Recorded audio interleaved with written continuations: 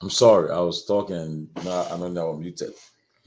But it's good to be back on the closing argument. Today is Friday, April 19th, 2024. Another edition of the closing argument. We are live on Truth FM, Hard FM, and YouTube, and on several radio stations across the country. Um, but I need to take this call up. Ansu, please take over. This call is very important. Let me take this call quick. Please come in quickly. Let me take this call quick.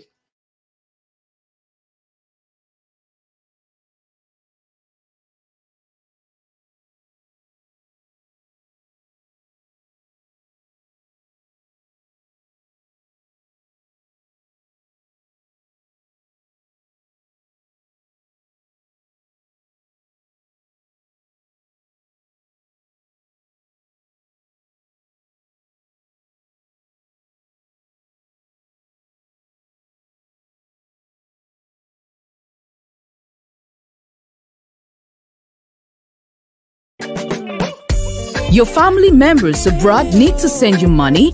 Worry no more. Henceforth, receive your international money transfers from Europe, USA, and South Africa made via Western Union, MoneyGram, and many more directly into your Orange Money account. At Orange Money, we are family. Orange Money. Your family members abroad need to send you money? Worry no more. Henceforth, receive your international money transfers from Europe, USA, and South Africa made via Western Union, MoneyGram, and many more directly into your Orange Money account. At Orange Money.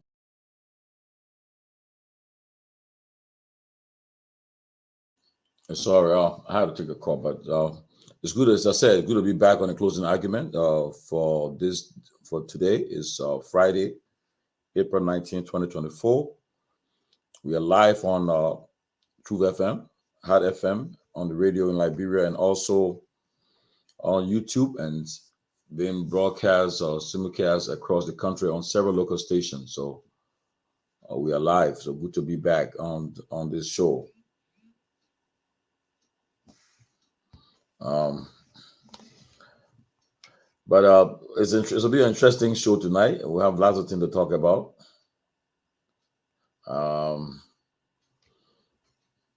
But something I got a text. But anyway, guys, good to let me just welcome for the first person is Big Smoke Goody Williams, newly Loy Benson. You guys are welcome. Ansu, come on the stage. Ansu, what are you doing? Ansu. Well, I mean, Ansu, you want to be with me? Ansu.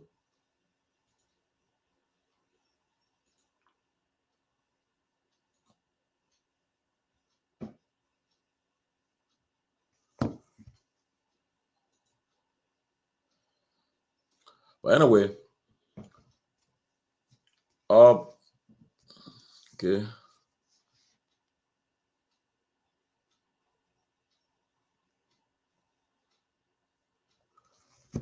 But anyway, Asata Dawson from Maryland is watching.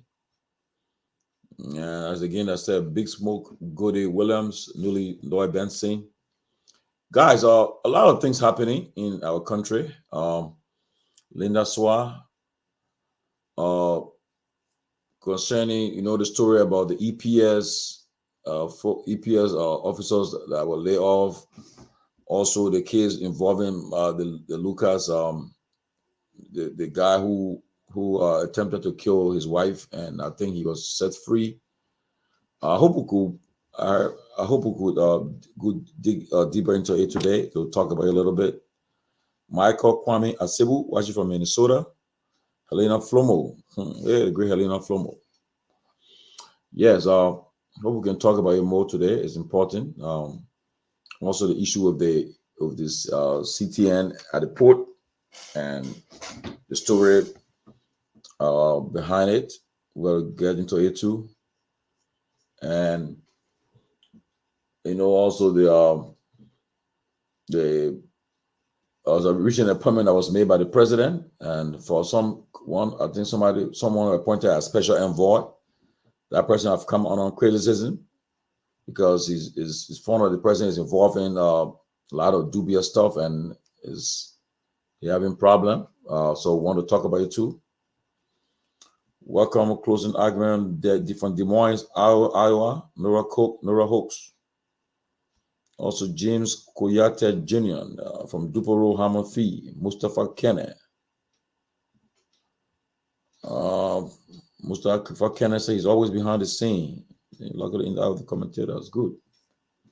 So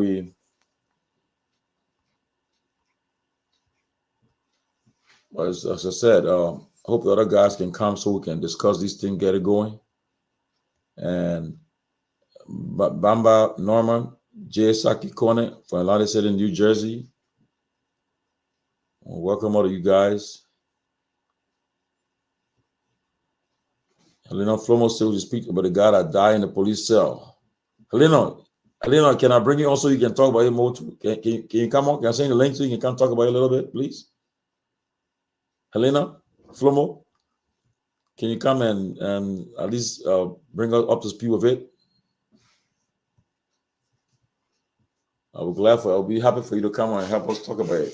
Helena Flomo, you're welcome. Can I send you the link? Ansu, what's up? Thank you, Tomalin. Happy weekend. How's everything from your end there? Good. This morning I saw a video with the CEO. I don't know, he's still CEO. He formerly Nyenwolo what Representative Musa Belete and Lai. So can you play that? There was a video, right? That's a photo though. A photo. Oh, but then I put a picture. Let's see and tell me about that photo. What happened there today? I think that was the visit. Yeah. And today we also that was a photo, not video. The photo from the chairman and Laike Ability. As we said, the official 10-hour program is set up for May 1. May 1, okay. Yeah, May 1 is the official 10-hour program. That's the time that Mr. Ability, representative of District 7 Nima County, the chairman also will officially be turning his position over as Chief Executive Officer of the Renaissance Communication Incorporated, the Bronx Ria TV, Truth FM, the Renaissance newspaper, over to Mr. Laike Ability. So we are still waiting on. I think the photo you're talking about, his past. I was at his visit here on Monday. The interview in which were done yet. There was so many photos. The CEO, the outgoing CEO and incoming CEO. Yeah. So and also today the Musa Ability School of Journalism. They also run the RCI compound. Yeah. So another cycle today had a graduation program. Oh, that's so cool. yeah. So it was a full interaction of some executives of Ability the foundation and the guys are run. That's Christopher Salib, and for now the Musa Ability School of Journalism. So we're just a full interaction. But when it comes to the 10-hour program, we are waiting on May 1, in which time the CEO will be officially turning over his position over to Mr. Ability. We're still waiting on that cut-off ceremony. Okay, interesting. That would be good. Like I said again, the new CEO, Laike Ability, he ran for representative position in the last election. I still can't find out how he wasn't the winner, because I visited our district. I saw the campaign going on. But I talked to Lai and he said he has moved on. He accepted he's moved on, but there's no way Lai wouldn't have won that district, because I saw his launching, I saw his campaign, and I visited the district, and everybody he talked to said the man, they was like expecting him to be the next district representative, but results came up. It shocked me that he didn't win. In fact, at one point in time, I was at NEC. He was leading. Then again, to my surprise, came out and said he didn't win. It would have been the first time in the history to see a father and his son in the House of Representatives in our country at the same time. But yes, I still believe that Lai will be elected come what may. If there's any vacancy that comes up in that district, he will win. And I believe Lai is a humanitarian, a businessman, a manager, and he's focused. He continued to do what he was doing for his people in the district. He has not given up. He's not deterred by what happened, but he's confident that he will be successful in time to come. Look at the person telling me, I don't know Lloyd Benson. I don't understand Liberian politics. You know how long I've been, you know politics by me? They're from that. I don't understand Liberian politics. It tells you that I play politics will be involved with. Come on, man. How wrong are you? But again, Lai, I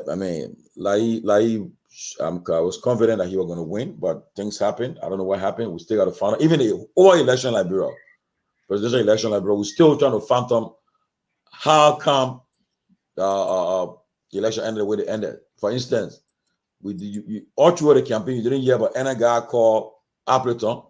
But as soon as the election results are coming up, the man are taking their place.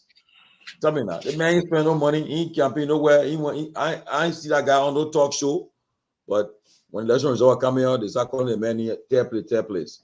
Then he tell me that election was the guy, Mr. Cummings, Mr. Dr. Moneyba, these people campaign throughout. Understanding. Even if they didn't win, but there's no way they would have gotten 1%. The number they got, they would have gotten that number. There's no way. Because especially so in a place where Cummings' office is located. Okay, they tell me say the man start voting against him. Yo, come on, man. The man, in the man where the office located. They say he was beaten by nobody voted for him in that era. You believe it? Somebody who is responsible for your daily bread. You want to see that person excel? You want to vote against that person for somebody who's not giving you a dime?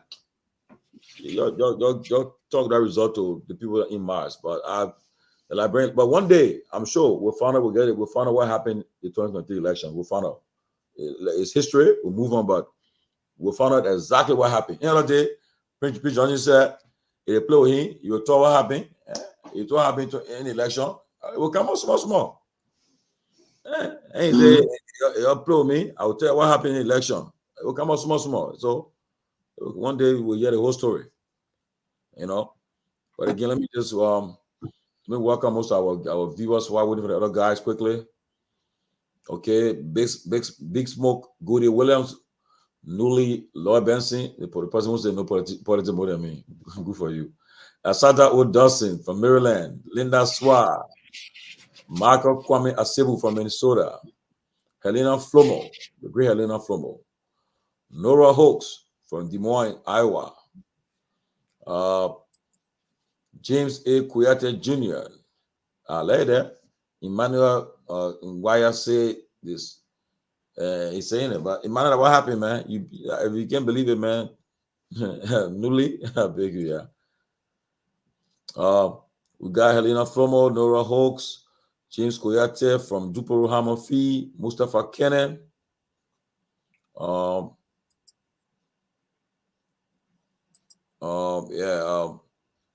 We got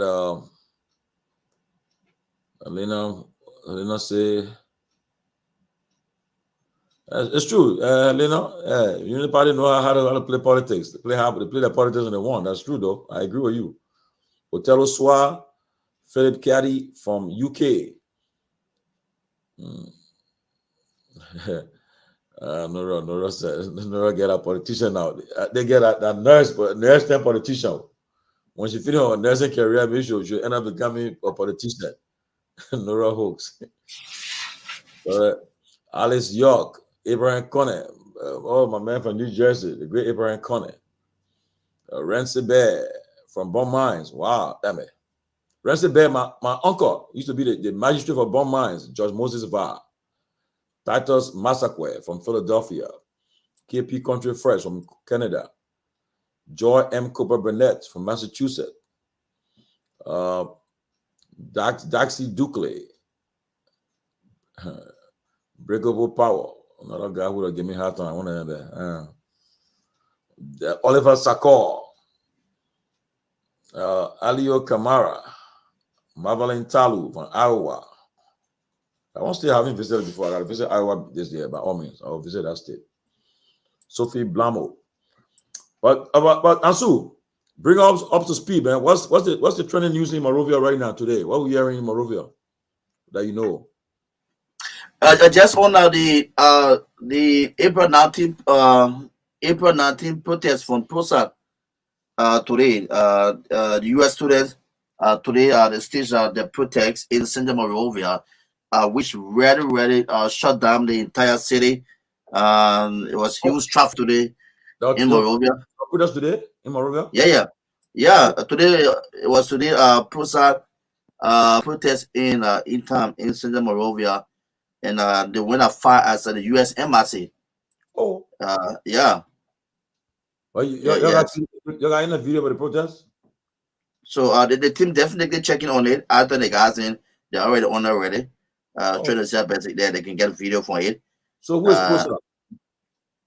It's another UL student-based group. Oh, and what are protesting for today?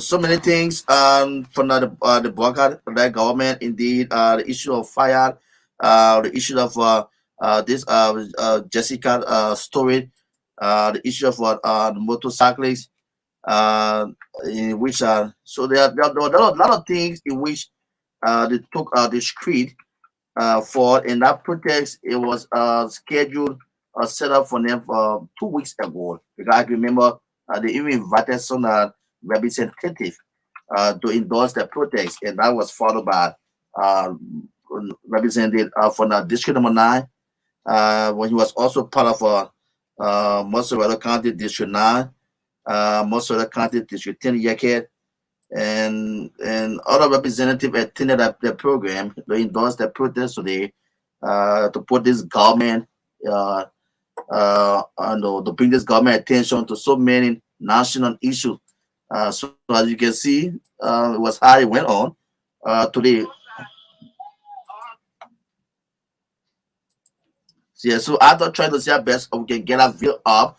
So they went as far as the U.S. Embassy though, alongside for that's Fogo representative Yaket, part of the team, went at the U.S. Embassy because they promised the students that they were going to be part of the protest today, and especially calling on government attention to so many trending national issues. The focus point was on the fire issue indeed, in which you see that our government, the President Morgan there haven't been any major statement yet from the president since the issue of fire indeed, and also in the motorcyclists who a group joined them to disenchant the motorcyclists on this no-go zone issue. Then the Jessica issue too, and they add on to it things process in terms of the way how currently the U.S. rate on the market. So there are so many things today, even that they are the UL campus too, because you all know this free tuition that was introduced by the former president we had. So this government coming into power and all these things then yet. So it is another group, student-based group there at the University of Liberia. So the entire city today was shut down. Wow. I mean, honestly, I think who was telling me, I think it was Keff was telling me earlier today about the protest, but when you go to, when you kind of work, you visit, sometimes you don't, and that's why Helena from I don't know, but Keff told me later on today about the protest. I wasn't even on social media too much, so I wouldn't have known.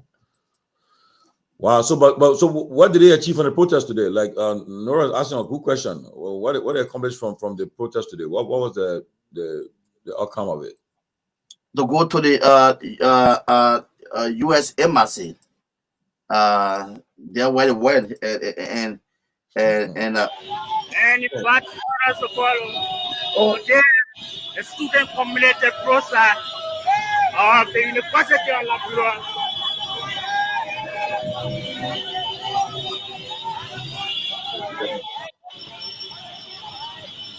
Yeah, that's small. Yeah, don't go.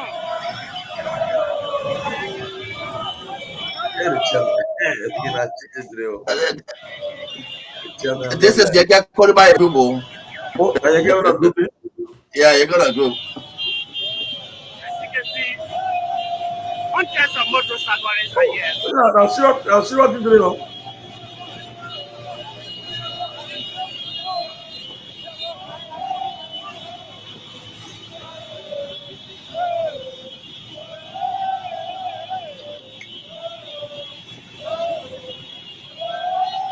But Ansu, who the leader of the group? I don't talk to the president. Who can I call to talk about this?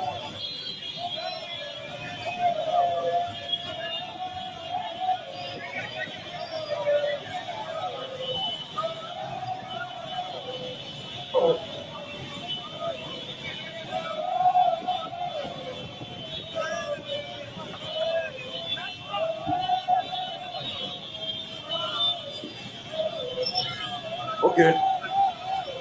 Okay. Talking the chairman look like look presidential. What? My man, the people say I'm gonna wear glasses, man. My man looking nice, man. Chairman looking nice. I see why he did a haircut. Man, looking nice, bro. What? Honestly, I never thought glasses were gonna. I was like, hey, it look nice on you. I'm not kidding. It look nice on you, man. I went to the doctor. The doctor said, a funny thing though is, you're getting old. I remember I was 13 when my father took me to the eye doctor in Liberia, and they told him that I had to wear glasses, and I insisted no.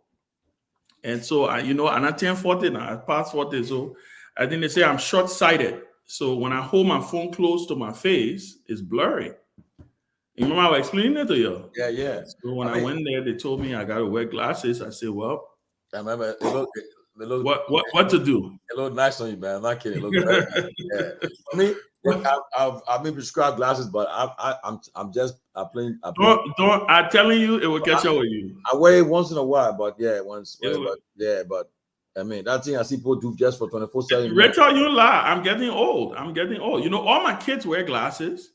My wife wear glasses. My father literally everybody in my family wear glasses, and I just. And my daughters they wear glasses, but they don't wear it. They got to get in glasses, but they don't wear it. So I don't know. Yeah.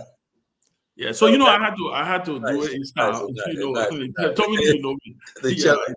I think if I gotta wear glasses, I gotta wear. Yeah, that glasses there look nice, buddy. Yeah. So wow. I'm glad that people like it. Your glasses can make it look, bring you up, look different. It's a different elevation there. Yeah. So we in a glasses group now. So our man is in Ghana. He's in Africa. I know he's still in Ghana. Gagwa. The great Robert Gagwa. Where you coming from again? You coming from eating that banku? You coming from eating that banku? Join Africa. I saw the man with margarita. Stay in the presidential suite at Marriott Accra. I already know where you at. I already know. That ball don't play, man. When you do it big. Guys, how you guys doing? I miss you guys, man. We miss you, man. Miss you too, my brother. Miss you, brother. Ben Sanvee, I like the new look, man. Man, the people say I'm gonna wear glasses, so what to do? I went to the doctor. The doctor said I gotta wear glasses, so I had to get a pair of Cartiers. What brand of glasses is that? Cartier. You can see it. I mean, look at this boy. Tomalin, this boy love. I tell people we be enjoying some was small. So this is we work hard. But one of the bonus is that different money, right? Nah. It's okay though. It's okay. CDC, but it's true. It's true. It's true, Felicia. They did say I'm farsighted. When I hold my phone close to myself, it's blurry. When I push the phone away, then I can see. So they right now they're trying to. It's corrective. So we'll see what happens. But I told them I'm not going to wear. No, they wanted to give me some kind of thing with a looking organ. No, you don't worry. I will buy my glasses and I will bring it for you. You will put a lens in it. Yeah. I don't do those kind of things. Yeah. That's good. I mean, now, it don't mean we can't way back, Yeah. Do it big. But Chairman, man, Robert, how's Ghana? How's you in Liberia? You still in Ghana? You muted. Oh, I'm unmuted. Oh, we can hear you now. Yeah, you can hear me now. I'm still out here. Wow. I said the boys out there. Listen, the boys staying in the presidential suite at the Marriott. This is the suite Ben talked about. Is you got 24-hour service, dinner, lunch, and breakfast. Wow. You know that the thing that they pay the men hook us up with Tomalin when me and Keff. Wow. The men hook us up with the presidential suite. But Ghana is nice, man. It's beautiful out here. They got a lot of. I mean, we got a long way to go, man. And like there, we have a long way to go, man. But Ghana is nice, man. It's a lot to do. A lot of different. I was at the Kwame Nkrumah Memorial today, museum, and it was a beautiful tour. It didn't cost us much, to be honest with you, but it's nice. I'm hoping that we can get to the level. You went to the presidential museum? Yes, I went to the presidential museum. Yeah. Yeah. But it's nice. It's nice out here. That's good. Yeah, it's nice. That's good. A lot is going on. I thought Ben would come here. I had something set up for Ben, but he didn't make the trip. Nah, so I'll be there. I'll be in Liberia soon. I'm coming June, so yeah. June. Man, I'm coming back in July, right before my wedding. Oh, you did the July? No, I'm coming back in July. I'm returning to the States. Yeah, I'm going to Europe, and then I'll return to the States, and then I'll come back in July. I have to come back and pick up my stuff. Wow. Yeah, for the wedding. Yeah. Yeah, I'll be there. Where everybody at? Yeah, you know that Friday now. Kev probably drinking Blue Moon somewhere. He was soon John. Yeah, but a lot happening though in the country, guys. Chairman, that bring out the speed, man. They issued about this case with the guy. How he left the country already. Then also the EPS heard they laid them off. But the EPS boss told me today that there's nobody having illegal guns. You don't have no guns, so it's a story. Well, how can the EPS boss say no? And we saw the people with their arms. But anyway, Anyway, he said there's no threat to national security. As I told him, I said, well, it's nice. He said there's no threat to security, national security, and so forth. But I mean, we got to find out. I'll try to get the guy who was interviewing the guy, but I've not gotten him yet. Sekou Sharif. But then also the issue about this thing at the port. The story is my understanding is that look, Liberia will not change. What I found out today is that some people in the legislature and some people in the UP government, they decided to say, well, since they're in power now, they won't get contract at the port. They won't be part of that thing. How they call it CTN stuff and that medtech thing. So now they've been trying to get hold of it, to bring in international partners too, to say, well, give out a contract, so we'll be having shares. But because they are very resistant, apparently from the Commerce Ministry and the LRA, so now they go public and say, well, all the people are playing games. They're playing games.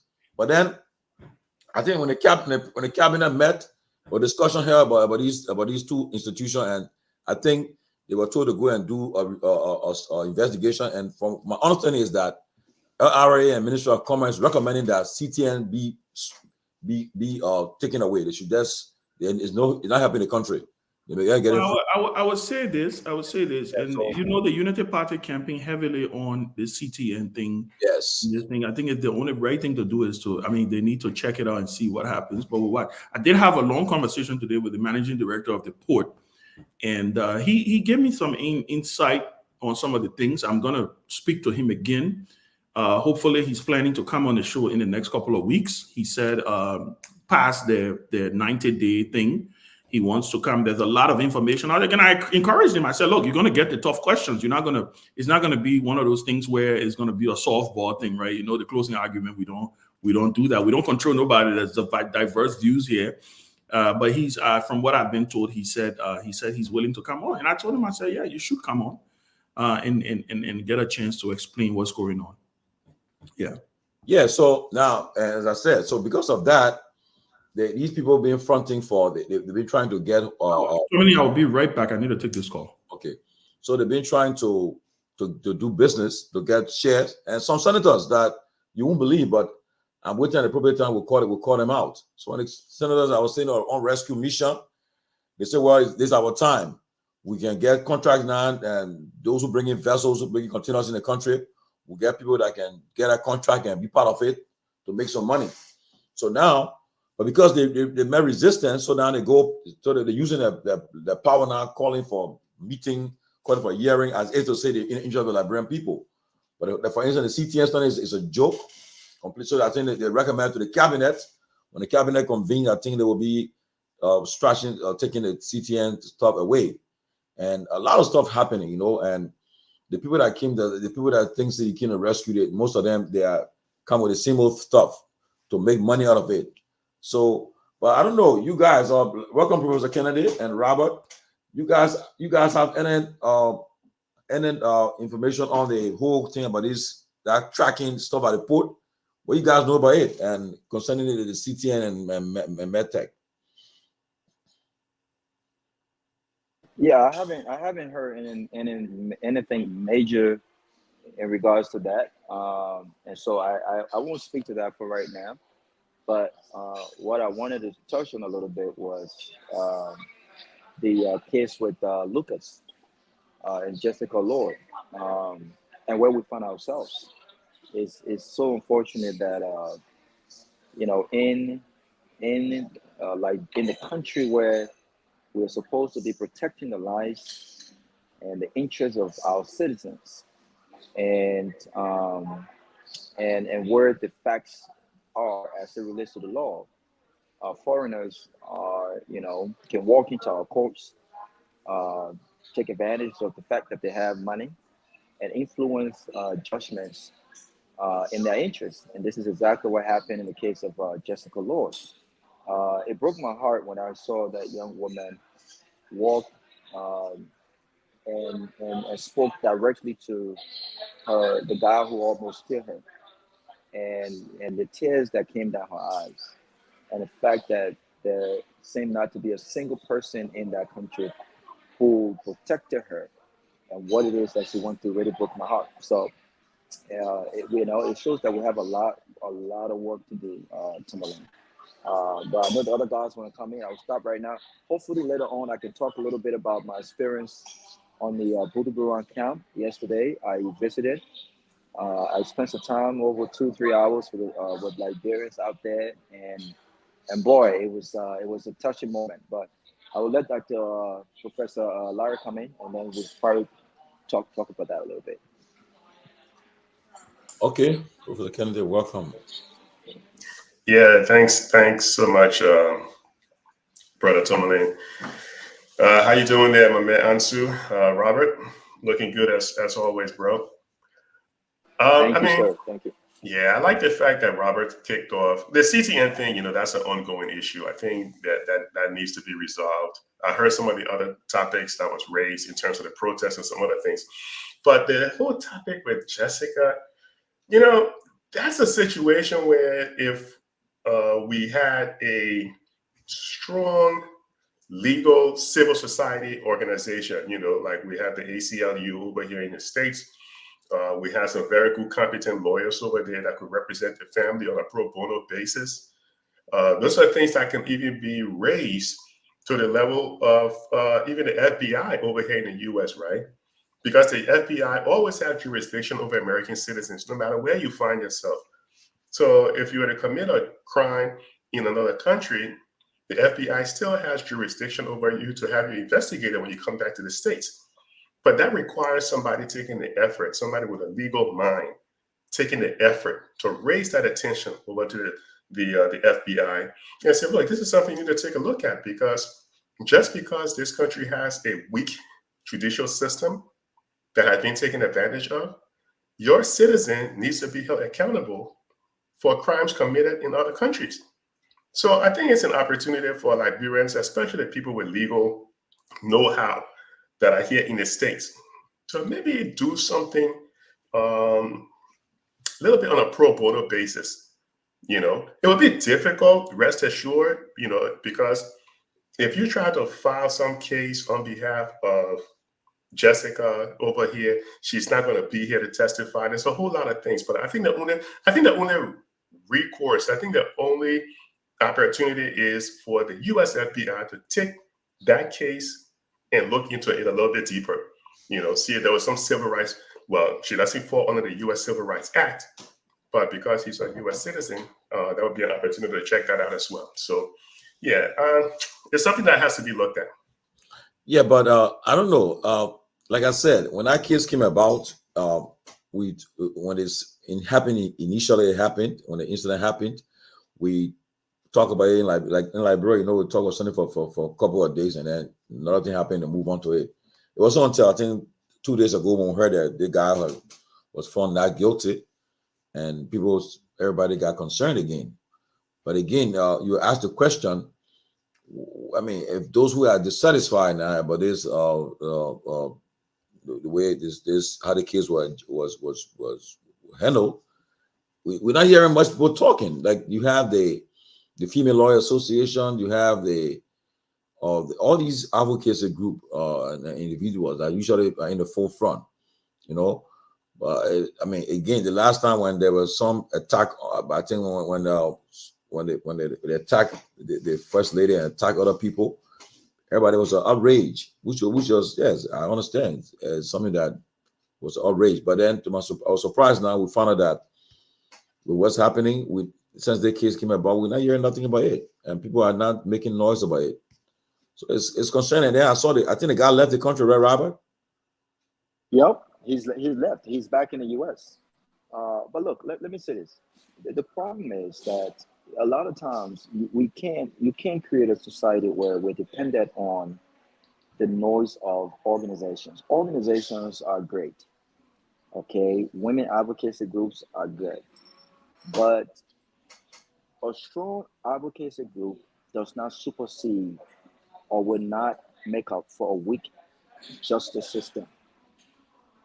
And this is what we have got to fix. We've got to fix our justice system. The system right now, as from all indications, does not support or will not fight for a Liberian citizen, especially when that individual does not have a name and that individual is poor. That's just a fact.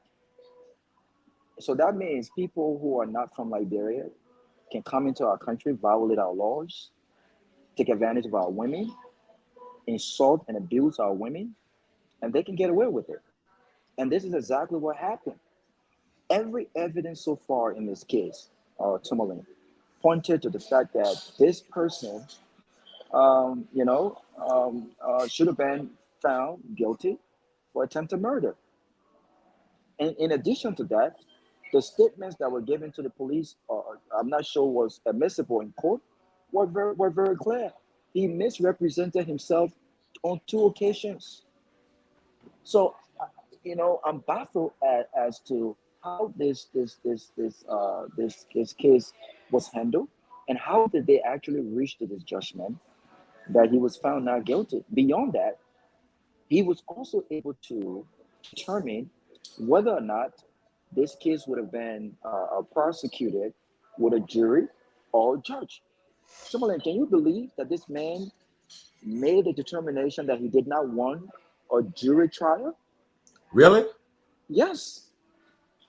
And This is the reason why people are asking for the judge. Today we have in the U.S. for the first time the former president of the United States. In fact, he coming in face a jury trial. He just got a jury, just impounded the 12 jurors, just took the seat, got in court today. And in Liberia, we have somebody determine whether they want a jury or not. No, well, not just somebody, a foreigner. Foreigner. Okay? A foreigner. Wow. Okay? Made the determination to have a jury trial or not. And Tomalin, the reason why that determination was reached was because the only person who was dependent on to make the call was the judge. And that judge, from all indication, was bribed. So wait, there's a record. So now,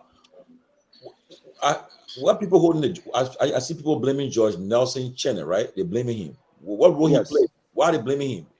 because he was the judge in the lower court So B. and he with all the jury trial, he determines. Yes. So So who, if there are no jury to look at the case and give a verdict, the judge does that. This is the reason why in most strong democracy, Tomalin, you have a jury trial, because you will expect, it's not perfect, but you will expect that people will look at the case from an independent perspective. You get what I'm saying? People will look at the case from an independent perspective. Now, to have a man who is a white, and I think the last time was talking about this white slavery mentality, to have a man who is a white missionary, from all indication, abused this girl.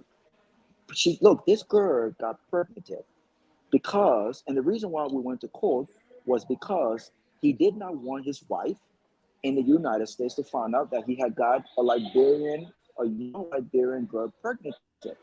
And this young Liberian girl was a student from mission school that they supported. He did not want that to happen. He was protecting his image in the US with the company and any potential prosecution for that matter. He attempted to murder this girl from all indication. So how does he determine a judge trial rather than a jury trial? And what were the evidences that led to this verdict of not guilty? And how was he allowed to leave the country so quick? He left the country the next day after he was found not guilty. This is the country. This is the Liberia that we found ourselves, where real victims of abuse and crime. Can you imagine if that young lady would have gotten killed? What do you think would have come out of it? I mean, like today, I mean, nothing, because you have today, even the issue is this lady girl called Shalom Musu. Shalom Musu was killed, but now people are playing politics with her death. Because high profile figures are involved, people are playing politics with it, and then they're not even looking at the facts about the case, And now here's a girl who relatively unknown. Now see what happening to her, and again, but I heard, I think Abraham Conner just said it, but I heard that I was just told that Representative, I think Muna Briggs, Representative Briggs, one representative in the House from Bong, Muna Briggs. I heard she took the case to the legislature to review. I don't know what I'm not a lawyer. I don't know what the House can do. But Tomalin, it defeats the purpose. The reason why it was requested, because under the George Weah-led government, it was requested, and the government was under pressure to ensure that this man remained in Liberia. How do you get in actual data to Liberia once he's in the United States on the verdict that's already put forth? This man may never ever step foot in Liberia again. Oh, the man left. I mean, and it happened so fast. As soon as the man was found not guilty, next day on the plane. So, of course.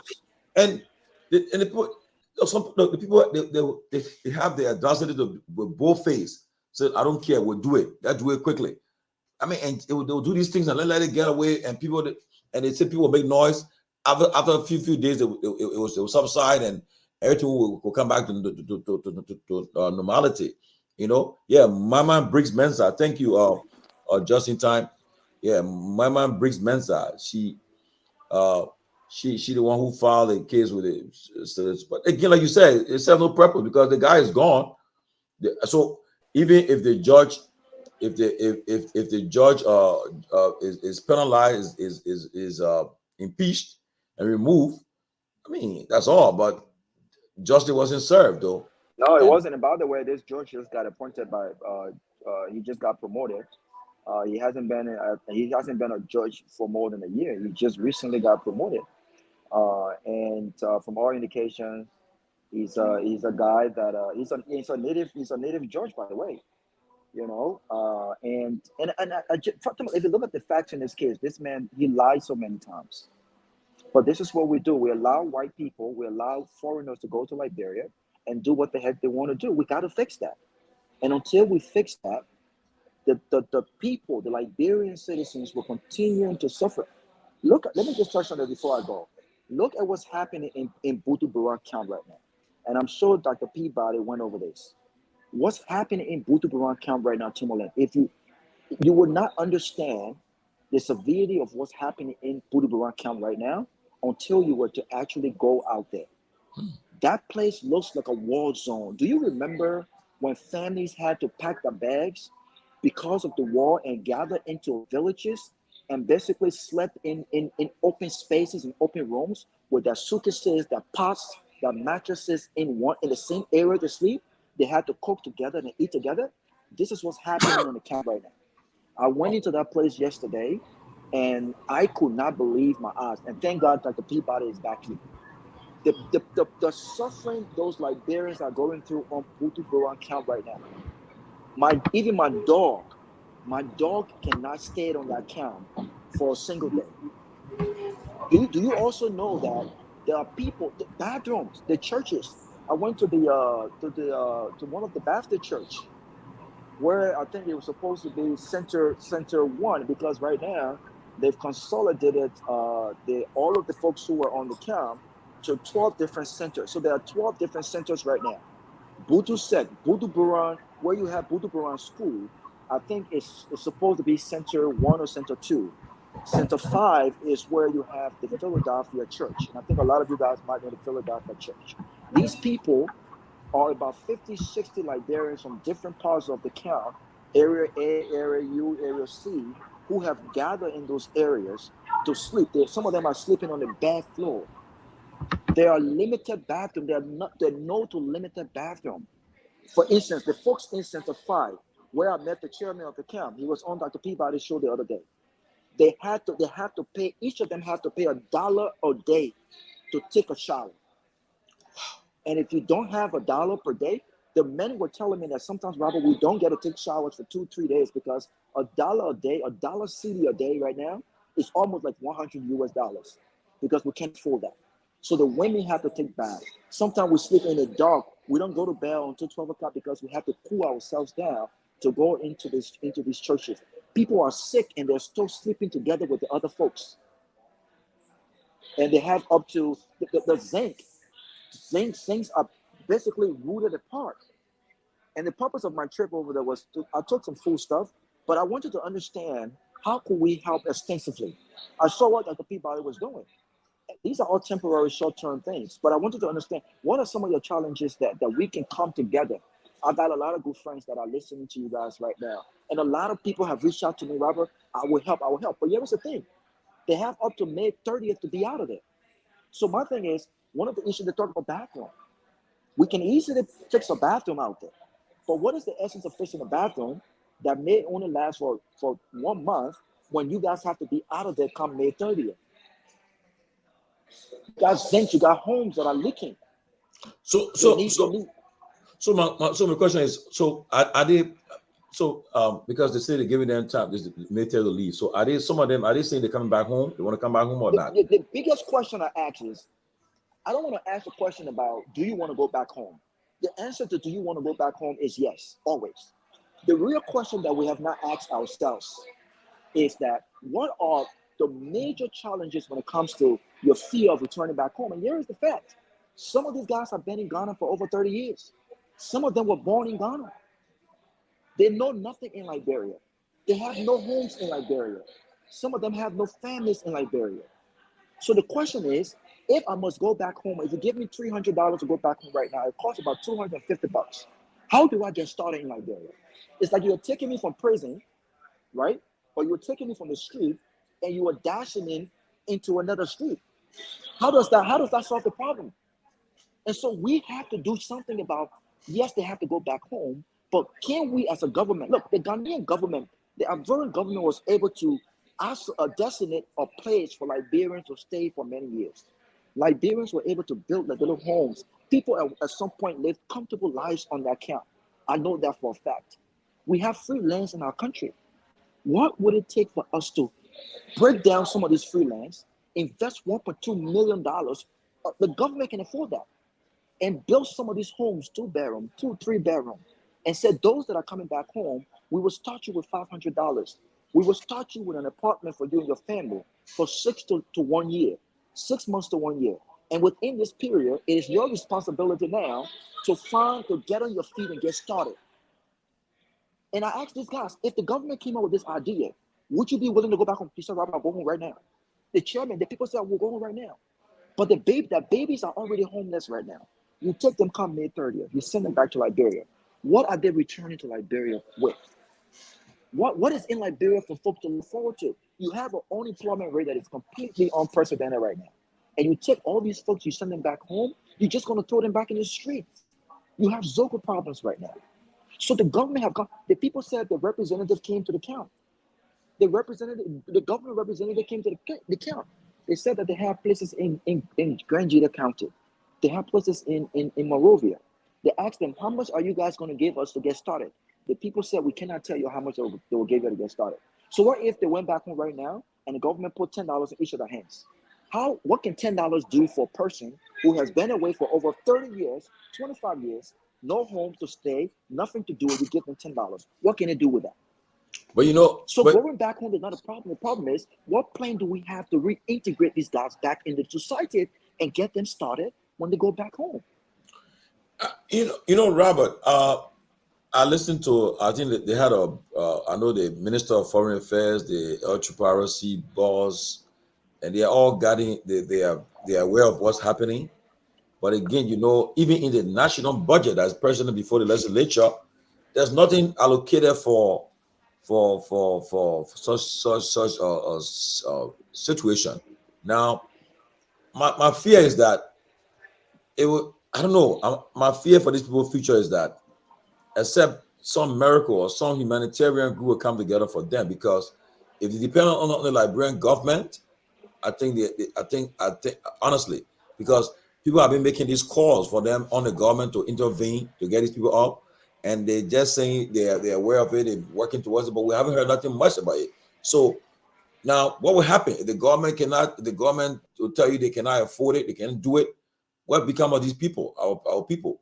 Now, that's the question that's been asked, everybody asking, and so what do they have a plan B? Because if the government cannot afford to bring them or repatriate, get them back to the country and resettle them, I don't know. I'm worried about them though, because you guys who live in Ghana, they say the Ghanaians don't joke. Military they come, they're gonna tell you, say they give the people time and they're gonna push the people out. What's gonna happen? So I don't know. We just gonna continue to use our platform, use our voices out there to call for to help to rescue them. But I'm afraid that this government, I just don't see them do anything significant for these people. I don't know. What your thought though? Yeah. I'll let the other guys come in. As I said, Tomalin, I'm glad that Robert made his way there and got to see firsthand of the devastating situation that our brothers and sisters are living with every day. That was 11,000 Liberians. And if you're saying that those people don't deserve to come home or they don't deserve some intervention, then it's really sad. But those people are dying. There are sick people on that camp that can't even walk. If you have 25 to 30 people sleeping in a room, babies and mom, the cooking, some of the babies might be changing diaper, and people sick and people throwing out and doing everything, and they're sleeping right in that classroom. It's serious. That's a crisis. And let me not say this, because the government did send a representative there. I met with the vice president in Liberia. He has shown me. He said we'll work on it. I said, look, man, VP Cohn, this kind of thing can bring serious embarrassment to your government. Y'all need to do something. And he promised. He said we'll do that. And to the credit, they sent some people to Ghana. But what's the level of arrangement that they made? I think the only solution to this now is to get those people home. That's the only solution, to bring the people home. You give them rice, you give them water. How long those things going to last? You know, the only solution now is to find a way to send buses or even charter a plane that will take those people home. But it is embarrassing. It is tough. People will die over the next weeks and months to come. A lot of people will die because the situation. I mean, who sleeps in an open field 7 days a week? Who sleeps in an open field? You pay $1 to use the bathroom. How many bathrooms they have there? Women and the kids sleeping outside in the dew with no food to eat. People sick can't go to the hospital. We have a whole population of people handicapped that can't even walk, can't go anywhere. Go there and see the place. I had to back out, like, no, that's enough. I can't go that far and come back. So government have not given them much attention. They have only been trying to persecute those people. Oh, they told them to go home a long time and they can't go home. What happened to a child who was born there? His mom, a parent that are deceased, and the child no nowhere else but that refugee camp. What happened to him? To come out to Liberia, you know. But I think this is something that the government of Liberia need to take serious and need to bring those people home. Seriously. Well, you know, again, just before we end and we move on to another topic, I'd say again this again. We try to reach out to the HBRC guy, the guy in charge of these people, and yeah, what the plans they have they have on their mind, because everyone have used their voice. Have been on the platform. They have tried their best to reach out to those in authority. You reach the second highest person in the land, the vice president of Liberia. I know you met him, man. He brought the issue to his attention. But again, I know they're discussing in a cabinet meeting, but since then we want to know what's this person's state of the intervention to get these people. But because again, I'm not putting hope on the government, because I don't see them making any strong intervention to bring the people home, the resources. And my thing is that these people, what's the plan B? Because if the government cannot get you back home, what plans they're making to say, well, we'll do something else, because they're going to sit down because I'll tell you the truth, the people have reached, like, probably reached all the fires. They've carried to the cabinet. Now we heard they said, oh, the HBRC bonds, but then again, what else we have heard about it again? Nothing else. And any people, so I don't know, but I'm out of words. I don't know what to say. How many people are we looking at? How many people? Anyone have numbers? How many people? 11,000. Yeah, you're looking about 11, 12,000 people. Yeah, so it's I mean, you know, this government is strapped for cash, right? Because you know they can barely even pay their own civil servants. So you know they're strapped for cash. That's the number one issue.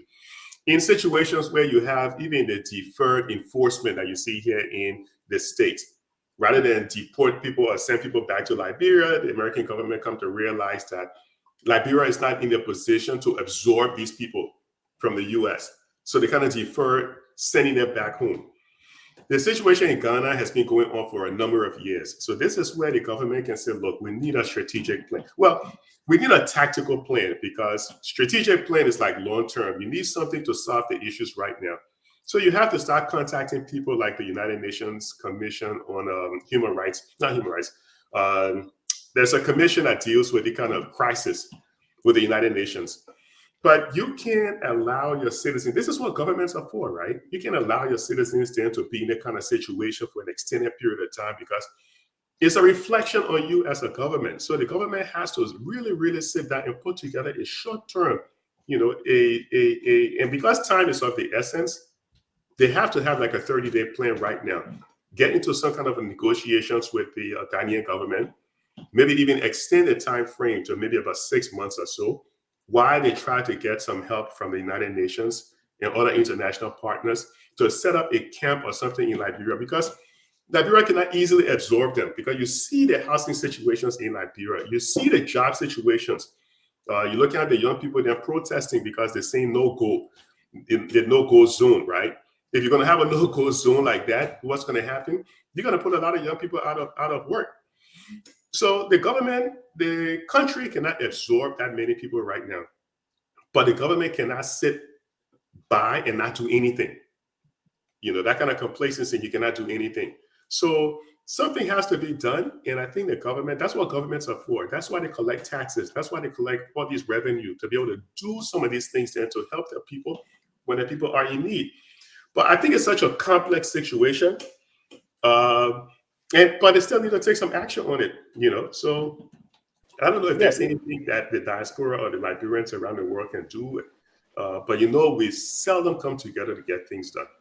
So it's a major challenge.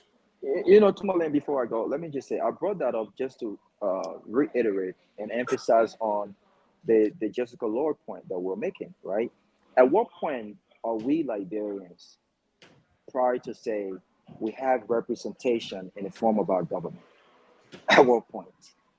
This is the issue, because be it in Ghana or Ivory Coast or Liberia, Liberian citizens continue to suffer. Someone said to me that it seems like we're under punishment. At one point do we elect our leaders and we can say we have true representation? I mean, what benefit are there with regards to being a Liberian citizen? I mean, let me just say that, Robert, real quick, because this is what led to the Arab Spring, right? In Liberia, the situation with Liberia is as such that April 15 just passed.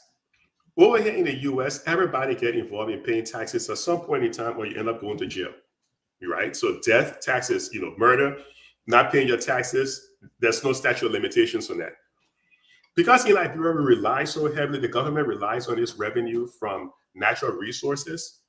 They don't really collect taxes from the people. So it's like the people don't really have a voice, even though we're saying we're electing officials and stuff like that, but the people don't have a voice.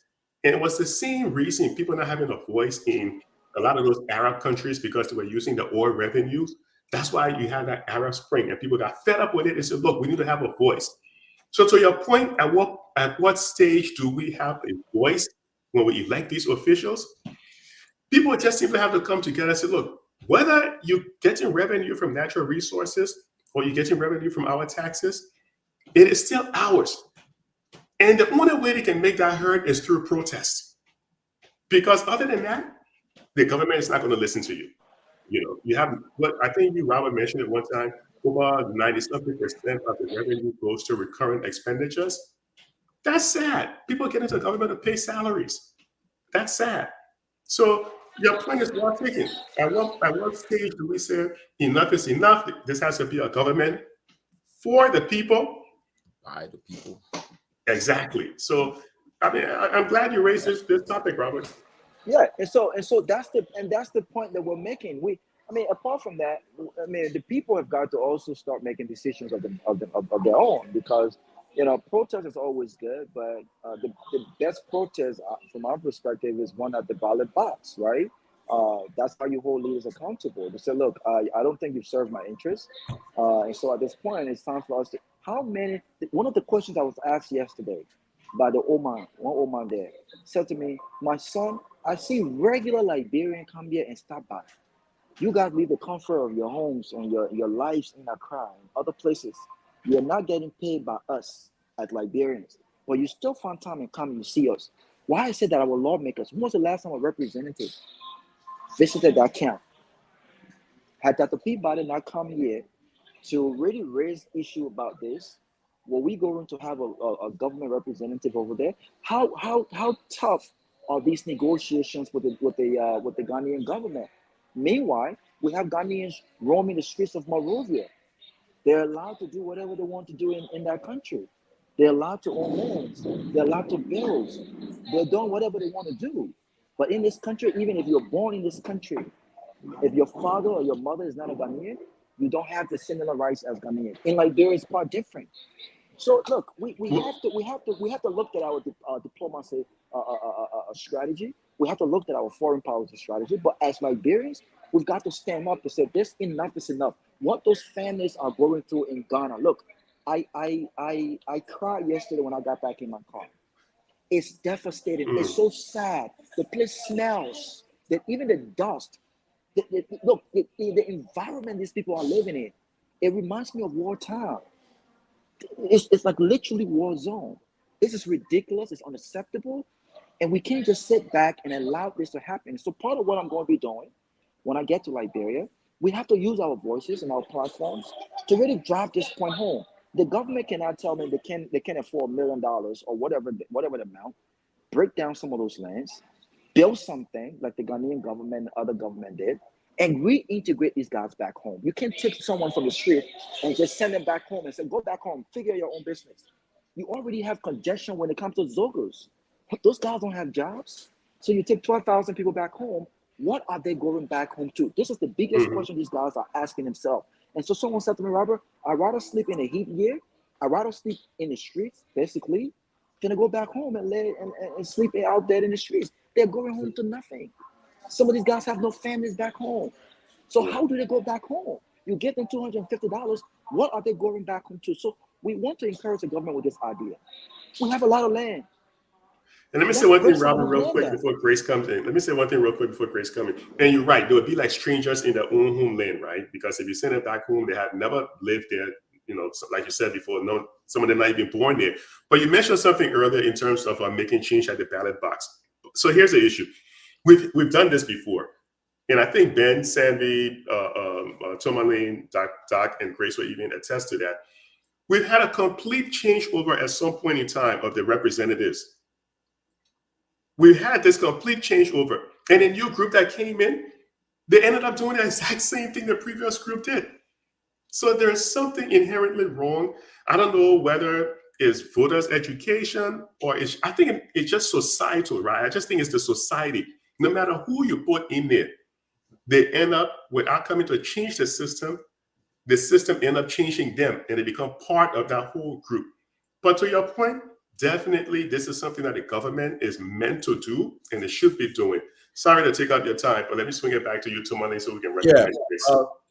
I said Grace on Ben on way in there, but honestly, I just got information of us. We'll get the ultra head on the show next week, and perhaps you will give up what the plans, what they are doing towards the whole thing, because Tomalin, not to cut you off.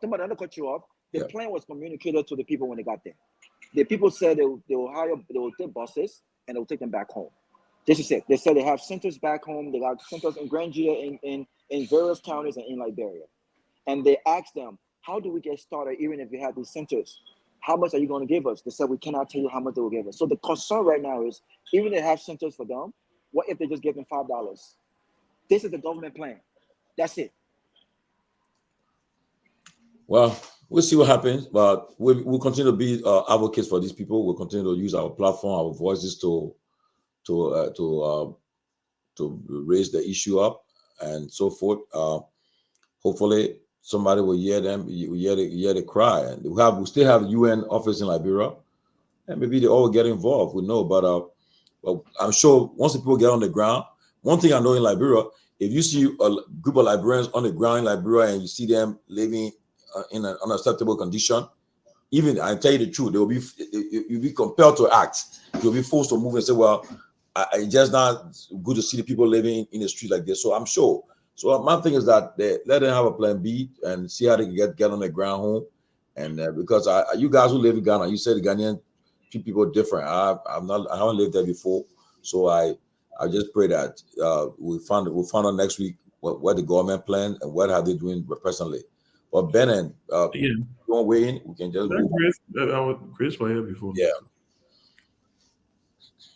Well, what Ben say you facing your face? You call your hair? You looking shiny, oh.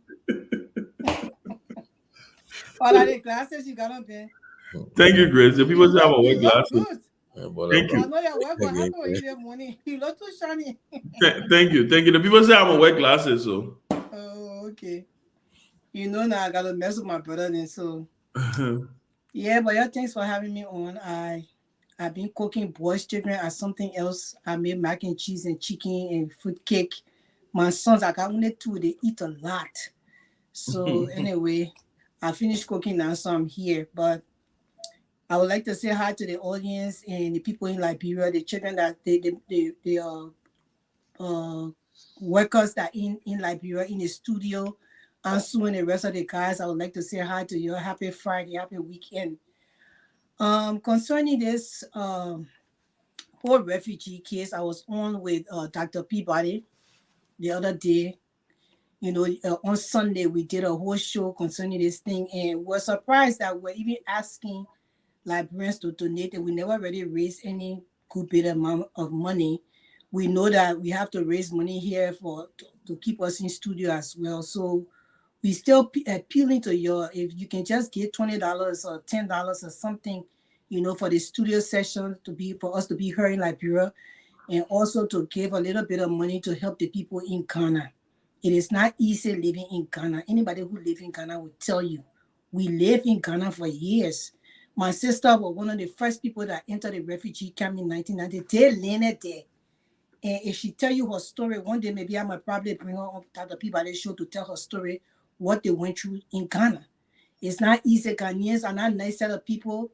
I will say again and again on Instagram. One of them came in my inbox and said, Chris, I'm surprised you would say that, well, I know this and that and the other, but how can you say that about us? And my father is a Ghanaian. My father is a Ghanaian. Although he was accepted in Liberia, he lived a good life there. He was considered to be a Liberian because he married a Liberian, typical Liberian global woman. But still yet, when I went to Ghana, they could not accept me as a Ghanaian because my mother blood is not from Ghana, and they accept people from Ghana where the mother blood is from Ghana. So just imagine all that stuff, the stipulations in the system. You cannot marry this tribe, you cannot marry that tribe. So they don't like outsiders. They are very nationalistic in a very poor way. I like it when they come together and they stand for Ghana rights and Ghanaian people, but then in another form, they don't like outsiders, period. This thing that's going on with Liberians, it's not only Liberians. They did it to, they had done it to Ivorians, they had done it to Nigerians, and they do it a lot. And that's why I encourage all Liberians, brothers and sisters, if you are in a state here in America, and you see a Liberian has a restaurant or African store, go and buy from your Liberian people. Because the Ghanaians, when they get an African store and the Liberians got African store, they can be living right near that African store, and they can be living right near the Liberian African store, and the Ghanaian African store is 30 minutes away from them. They will drive to the Ghanaian African store to go support their brothers. Liberians will just say, I just want to run quick and go buy it right here. Don't do that. Just how they are nationalistic, we want you to also be nationalistic. But we Liberians, we are in a little bit, but then we always like other people more than us. And now you see what they're doing to our people in Ghana. It's sad. Those people, that camp was built by Liberians on the back and sweat of Liberians. That's other people are here. The camp, when the people entered Putubrand, there was nothing there. They slept on a tarpaulin. And they slept on the camp houses that United Nations built. Liberians built the school, they built clinics, they built their own houses, they did everything on that camp, made that place a whole city. I was told that water couldn't even go in that area, so that area was abandoned. And Liberians were the one that brought water in that area. Made sure that, with United Nations help and with the hard work of the Liberian men and women, they made that place a city. And now they removed the people from there. We understand that they were trying to remove them, but the way they even had done it is so bad. And I'm surprised with this government where they say that Joseph Vaga is a friend of Ado. I don't know, Nana Ado, that's his name, right? He's the president of Ghana. How is it that he has not negotiated anything with the president of Ghana to help the people until the people are repatriated back to Liberia? And that's the sad thing. And I'm also surprised that the first lady office is not doing anything. Who are advising these people? Who are the people advising these people? The first lady office, this is the time for you to shine. United Nations, the United Nations entity that is responsible for refugees is called United Nations Commission for Refugees, UNHCR. All you need to do, let me just give you information. Because all who went to school, they will help you again. You're making money in the government, then you're paying. Or what I told how the Professor Larry Kennedy, we can be giving you free information. All your office need to do, you sit now in one of the highest offices in any land. Your husband is the president. Call these people, negotiate with them, interact with them to help your people. The vice president office, the second lady can also do so. Call the people, negotiate with them, shine your office so you can leave a legacy and say, when the first lady was in office, this is what she did. And that's all you need to do. But Liberians, they are very lackadaisical. They will just sit there and do nothing. and they expect the people to come and help them. It doesn't work that way. It doesn't work that way. You have to pull full out and you have to negotiate for your people. That's the reason why people are voted into office, so they can be able to help the people in that office. If I was first lady, that's what I would be doing. I can't be first lady. Joseph, I got too old for me. I don't let public business. But if I was first lady, that's what that's what we're going to be doing.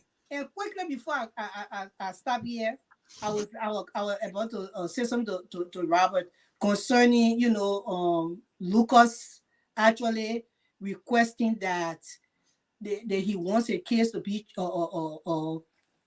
penalized by the judge instead of jury. Now in America, what I know is that some states have that law. They can do it. Texas is one of them. You can choose whether you want a judge to get a final verdict on your case, or you can choose a jury. I don't know whether that is in the Liberian or laws. I don't know. We need to find out. But if he chose that and the court system agree, so maybe in the laws of Liberia that he could do it. My problem with this Jessica case is that when cases like these come, was too much of sentiments and too much of Facebook clout chasers are running with these cases instead of the right legal advocates that's supposed to be handling these kind of cases to bring justice for our people. And it's sad that our people in Liberia, when they are finding these cases, they find themselves, the victims of these cases. Actually, they just go to these people and run with them and thinking that Facebook views is going to help them. Facebook views will not help you in certain aspects. Facebook views can help you in a little bit, but the work behind the scenes is heavier than you guys think. We had done some cases in Liberia. One year, when my teacher, Liberian Women Advocacy Network International, we have results. Or Kari, her daughter, was kidnapped and held. She was about to die. We fought that case on Facebook here a little bit, but we fought in the back very hard. That girl had to go to hospital. In fact, we had to find her. And this guy, the father of this girl, was actually working within the justice system, so he thought that nobody could do nothing to him. And we fought that case to the end with a lawyer. We fought that case with the end with just a general minister. With some people said they were in office. Some of our deputy ministers, they were part of it. They helped us. We fought that case with somebody within the justice system, and we fought to the end until we brought that little girl, we not call her name, but Kadi's daughter. We brought her home to her mom. Today she is sound, graduated from high school with 4.0 GPA. It was not an easy thing, although we talk a little bit on Facebook to get a little bit of sentiment, but we fought in it back. And these cases, like Jessica's case, it was so crucial. The way Jessica's mother went about it, I was disappointed with her. People on Facebook just came and they started going on from show to show, telling their story, giving conflicting information. And we come here and we say, okay, the justice system did not do good. Of course, they did not do good. But sometimes the people, the victims of these cases and their family members, they kill the case before it even gets to the court. So we'll just be fair to say that. They kill the case before it even gets to the court. And then when it gets to the court proceedings are very different. You can see the thing and looking fine in your eye that everything, they made guilty at the end of the day when they go to court. When the people start going, how they justify cases in courts, it end up a whole different way. Watch this channel here, you will know. And so that's the thing with Jessica's case. I pray and hope that I'm sending information out there to Liberian people. When you find yourself in cases like these, you don't want to just go on Facebook to anybody's show that the people just yelling all day and go and take your serious matter that between life and death for your future to carry it to them. You want to make sure you get the right people that will push the right buttons, that will make sure you have the right answers before you can go to court. And that's how we even got justice for a year. The girl who her eyeball, the boy plucked her eyeball off. We made sure he went to prison. We made sure went to the hospital. She got a prosthetic eye, and today she's living a good life in Ghana. That's the kind of way you want to meet people like those to be able to carry your case to the end and make sure you are okay.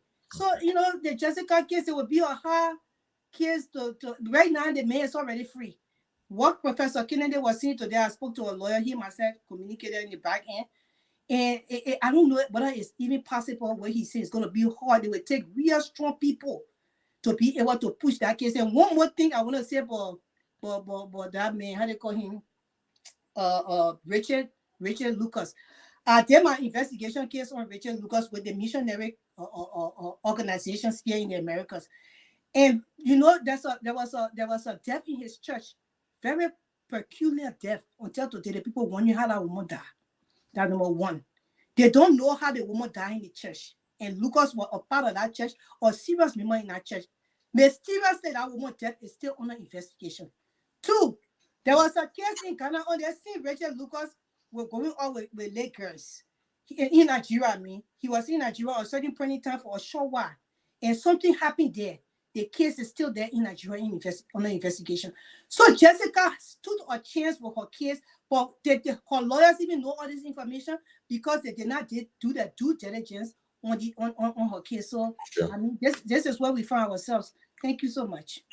Okay, Chairman, you want to weigh in? Again, like we said, the issue is we're bringing the people next week to talk about that refugee case. We'll bring the LHRC guy, and then for the Jessica case, I think Representative Briggs, they just intervening. I don't know what they would do, but yeah, but what are they going to do? I mean, it's the man has left the country.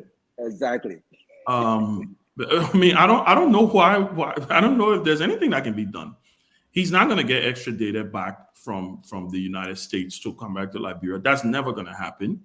You know, when you have a small and a poor country, these things, it's unfortunate, but they do happen. And when you have a judicial system that has a lot of leakages and loopholes like ours have, this is what you get.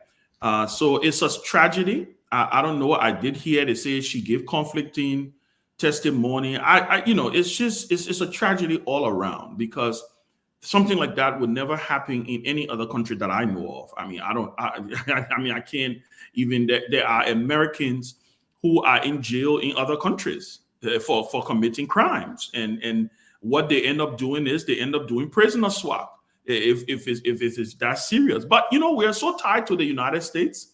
This big brother, small brother, ma pa mentality. There's a tendency where, look, at the end of the day, maybe those jurors even sat down and say, "Oh, the American man, we can't put him in jail." Maybe they will put sanctions on us. You never know, right? So I don't know. It's a tragedy. I'm grateful that she has her life. She's alive. She will, you know, there's a lot of scar I know she's going to take along with her for the rest of her life. But I don't know what. I think everybody else, what they're doing, and I know Mama is a good friend of mine. We went to school together. But I think in the end, I think it's all just grandstanding. Nothing's going to come out of it. I think maybe it's just to say, well, we talked about it and we put our name on it. And then that's what is going to come down, which is the hard truth. And so that's my point on the issue of Ghana. It is sad. It's sad because, and it's not sad necessarily because the Ghanaians have done what just happened. It's sad because it's been decades and decades, and we have a government. We've had successive governments, 3 democratic elections. We've had over the last 20-something years, and absolutely no plan whatsoever. Any serious country, we tend to call ourselves a serious country. Liberians love to pound their chests. We argue the most. We are the loudest, but we ain't got fact to show for it. That is just the reality of who we are as a people. We are we get passionate about the wrong things in Liberia. We get passionate about a politician getting elected. We cost people man, we cost people power, we cost people wife. We go inside. We cost women inside, outside because of political figures. But we never get passionate about the things that we should be passionate about. And that is why I keep saying Liberia is turning out to be a comedy show, a sad story. But like I think Larry Kennedy said, this is a societal thing. We have a dependency mindset. How in the hell you expect to stay in another man's country for the next 30, 40, 50 years squatting? How is that going to happen? That is just the hard truth. And guess what? Governments are initiated to take care of the welfare of their people. And if the people are not happy with that government, they have a right to alter that government. Go read your constitution. It's in your constitution. You have a government in place right now in Liberia that, listen, the current chief of staff to the president asked the Social Security to pay almost $500,000 to buy 5 vehicles. But yet and still, we don't have money to take care of social welfare in our country. So I don't understand why we are complaining. The Liberians in Ghana need to understand that we don't have, we don't have, as far as I'm concerned, maybe we don't even have a government in place. Because if you have a government in place, what happened in other countries? This is not only this don't only happen to America. Nigeria will repatriate the citizens. You remember when the thing was happening in South Africa, when there was xenophobia in South Africa? Do you remember how when Africans the xenophobia butchered in South Africa? Other countries, the very Ghana, the very Nigeria, they evacuated the people. Right. And they have plans in place for their people. But we have a government in Liberia where we sit and we pontificate in Capitol building. We have a president who sits down and he rides in a long convoy. And there's a successive president, not just this one, right? But then we tend to cry and make it loud and say, oh, these people, look, the Ghanaians don't owe us squat. They don't. They did us a favor. They accepted us into the country. It is hard time that our government, this anger needs to be triggered towards our government. It needs to be triggered towards our government. Liberians, you know what the Liberians in Ghana should be doing? They should be going to go sleep at the embassy of Liberia. That's what they should be doing. They should be barricading the embassy of Liberia and not calling on the Ghanaian government. The Ghanaian government has been more than hospitable to the Liberians there. And I know, yeah, everybody say Ghana, so and so. If we had the same situation in Liberia, yeah, maybe we're just too friendly. But guess what? That's not who they are. That's not who they are. So I'm tired of all this, you know, and this and this. And so governments are initiated to take care of the welfare of their citizens. And guess what happens when you know what also that means? Emergencies does happen. Things will happen. Things will pop up. Right now, Israel and Iran probably coming to fight war, or they bombing each other. If a tragedy happens in another country, somebody, well, I'm just saying, some governments put in place. When we were fighting war in Liberia, we all used to see the Americans used to evacuate the people. We used to be standing up and see the helicopter going up in the air and evacuating the people. That's what serious countries do. We are not a serious country. We don't have in the place. In Haiti, all of these countries. So I am not going to waste my time because at the end of the day, our priorities are screwed up. Guess what? When the president of Liberia goes to Ghana, Liberians will go and line the streets with flags and with pictures and clap for them. I'm not going to waste my time to talk about it. If you want to do a charity case, let the people, don't harass the people. Your government is in place. You've had peace for what? Almost 2.5 decades. It is hard time that we own up to our mess and we fix what we need to fix. But hey, I'm not going to hold my breath because I got to live for my children. Well, but what is the human thing to do? Our government got problem, but what is the human thing to do? You cannot let what people be sleeping in the street. But Grace, let me say this. Grace, you know what a humanly thing is? Spot on. Grace, they've done the humanly thing. They've hosted them for the last 20, 30 years. That's human. That's human. You know what? Ghanaians sit down and they watch Liberians.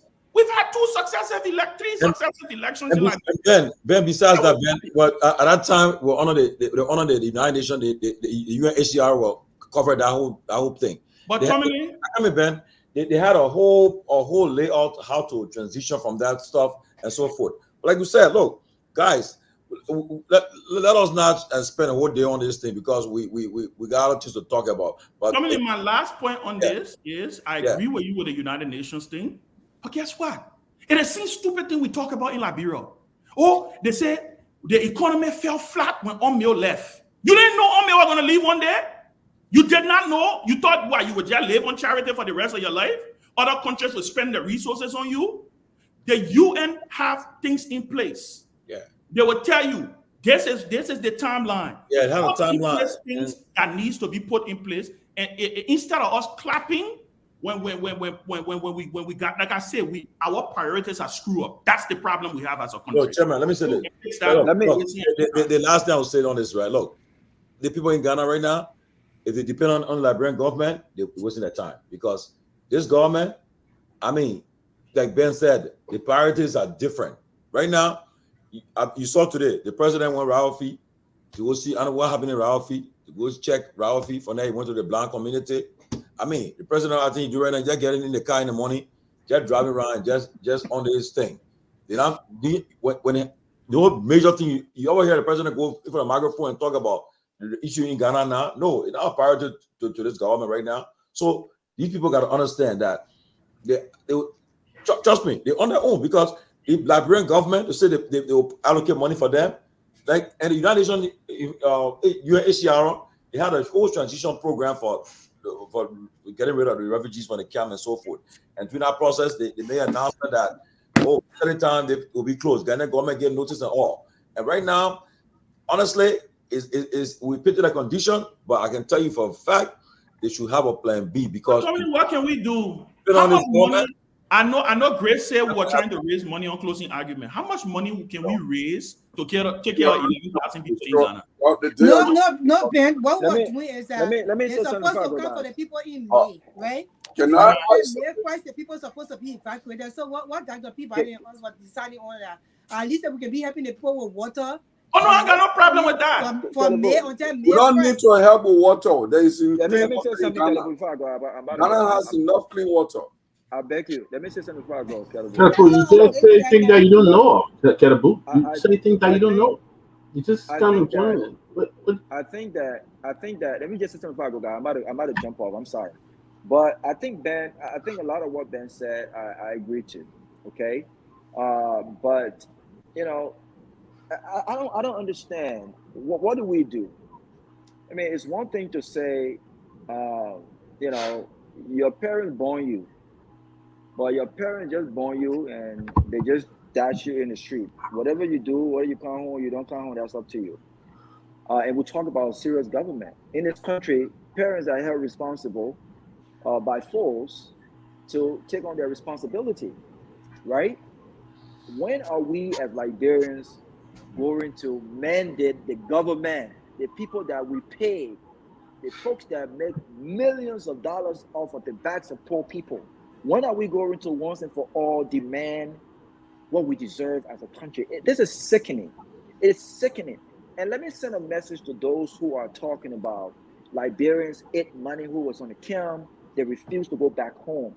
You need to just keep quiet.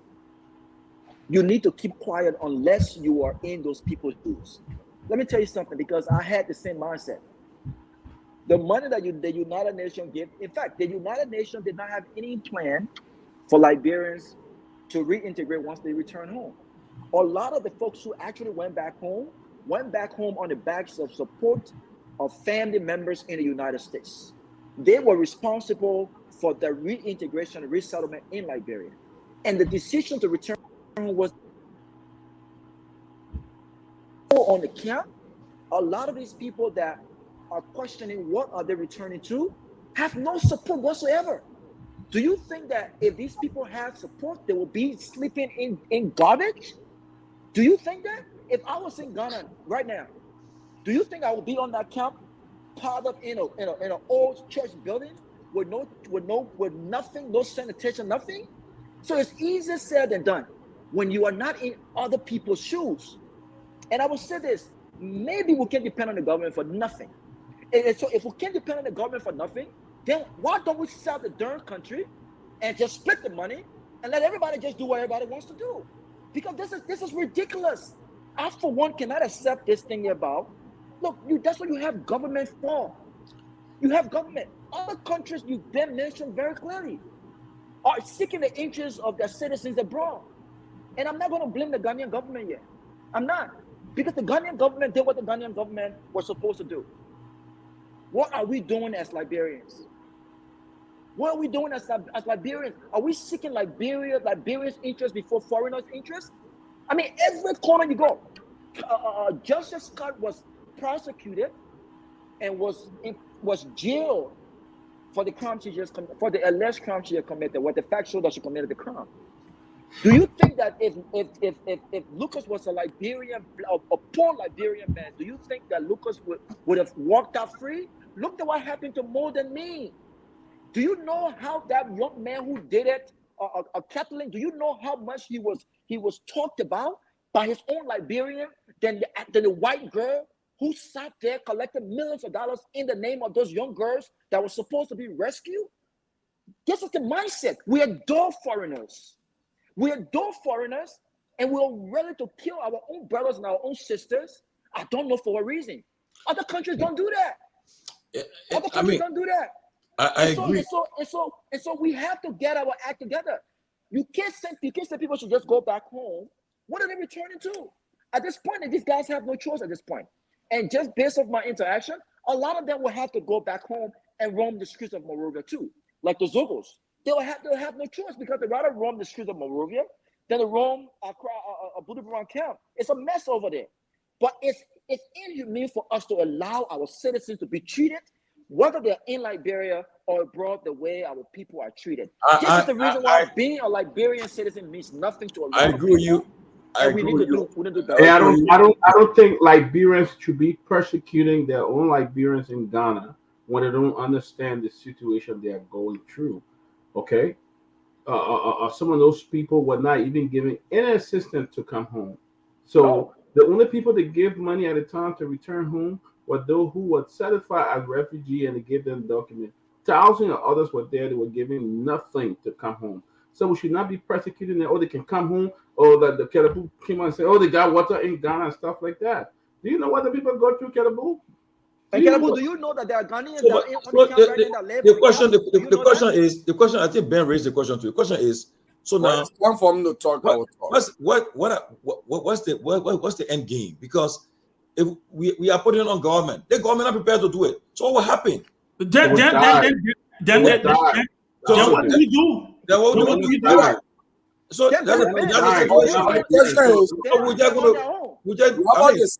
so for how long should we wait? How long should this continue? For additional 40 years? When does it end? The government should be answering that question you're asking. The government should be answering that question. When does it come to an end? 40 years from now? It could have come to an end 25 years ago, 10 years ago. Robert, I think that's what Kerebu is saying. That this is a problem that we have to tackle with our government. That's what I said. Y'all go to the embassy. When your officials go to Ghana, y'all barricade them. Y'all make them. Tell you how the government can pay for it. Yeah? Y'all do that. My point here is, listen, Peabody has done his best, but what so much Peabody can do? Let us also. What so much can we do? That's why you have governments. You have governments. But right now it seems like the government is useless. No, and the people cannot depend on the government. So they want to access the government. Let me just come in. So I don't know then what we'll do. Let me just come in. I'm just going to the show. I'm sorry I'm coming late, but let me just make a few comments on a few of the issues you guys were discussing. First, I will start with the Ghana refugee situation because that's the most topical issue now. No, I went Burundi, I believe twice or 3 times, so I know the place. The issue is, I think it has to do with the character of Liberia. The character of Liberia and Liberians, that is one of the issues. In early 1990s, I was a refugee in Ivory Coast. I was in Abidjan. I met an Ethiopian, Mohammed Abati. And years later, he and I live actually in the same house on 12th Street. But when Mohammed and I met in Abidjan, the Ethiopian refugees, while we Liberians were scared to be harsh on the UNHCR guys, these Ethiopian refugees, they will go and barricade the UN office and say they want their pardon on that particular day. They want it. You know, such the time, such the condition. Now, don't forget now. It was during a crisis time, right? No, so crisis time. But what I mean, but we Liberians wouldn't even have a pardon. All we needed was food stamp, just ration, ration. But these Ethiopians have been refugees long before us now. So they've got some leverage. They have pardon. They got to pay the rent. We didn't have all that. When it delayed for 1 day or 2 days, these guys were, but we didn't have that capacity. We didn't have that aggressiveness to pursue even what was rightly due us, right? The guys will reschedule ration. We say, oh, it's comes to that, you know, and we live with it. I couldn't even make it. I left. So, but the point I'm making here is, and I think Ben made it very clearly. We have Liberians in Ghana, and not just Ghana, in Africa Coast, in all parts of West Africa, Ghana, I mean Guinea, Liberians are even in Sierra Leone. I mean, I know Sierra Leone is very close to Liberia, Guinea is close to Liberia, but there are Liberians who are still there, who don't want to come back home, okay, for all the reasons. Either they've done some bad stuff, they don't want to come back to that community, or their houses were destroyed and they don't have anywhere to return to. So, I mean, they have something to live in. So they live in those West African countries for now. But these people will not take on their own government and demand, and maybe for a good reason, knowing that our government does not care for them historically. So people say, well, these people are for themselves, they're not for us, so we don't need to make any demand. But if you don't make demand, you can't also make demand on the other people who are responsible to take care of our citizens. We should make demand of our own country, of our own government. They should go, like somebody suggested, to the Ghanaian embassy in Accra. Ben said, not going to leave. When the embassy, they're crowded embassy, they will say, well, then we're going to intervene because people just. If you make life unbearable for the folks at the embassy, the folks will communicate with foreign ministry and it will become serious. But we don't take action and we expect someone to say, oh, let's do philanthropic stuff. Philanthropic thing is not going to help you. Yeah. But this is a two-way street. Let me. No. But I want to go on another topic, guys. Let me make progress on this topic, right? I want to be careful on this topic to start this topic. People who stay in Ghana. The people say they won't stay in Ghana. What they can hear government say, they will not give any paper right to stay there. Just quick comment on one issue. You know, I listen to Larry. I listen to Ben. You know, based on what some of the things you guys said. Few shows back, I said on the show that by 2029, if Liberian voters don't make the right decision, after 2029, Liberia might be headed. I mean, I believe Liberia is headed towards Haiti gradually because of the kind of decision we've been making. The country has been retrogressing, declining, but after 29, if we don't make the right decision, it's going to actually decline very steeply. That we might actually have a country that is divided among drug laws or economic drug laws. Okay, we might have a situation like that. I made that, and I still believe it is possible. On the question, look at in the case of Lucas, that's how country get into chaos. Those things we sitting here on the show talking there, but there are some people, close relatives of Jessica, who are prepared today and probably planning the worst thing against Liberia. These are people who are prepared that if I have chance, I would do something. We don't know Jessica. We are not her relative. We just share the same country. But there are people closer to her, closer to her mother, who are even probably planning different stuff that we can't even imagine.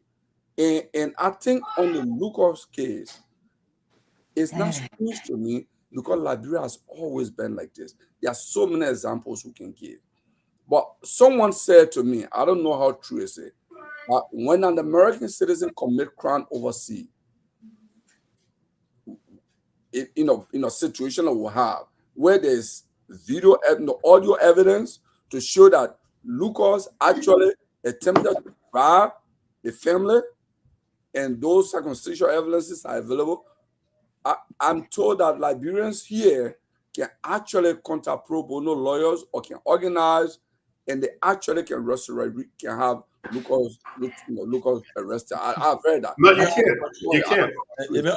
He on the country already. So, but no, you can. If you pursue the FBI, you can get the FBI involved. You can't do that. An American citizen who committed crime overseas. I mean, all the country. You can pursue. I've heard that.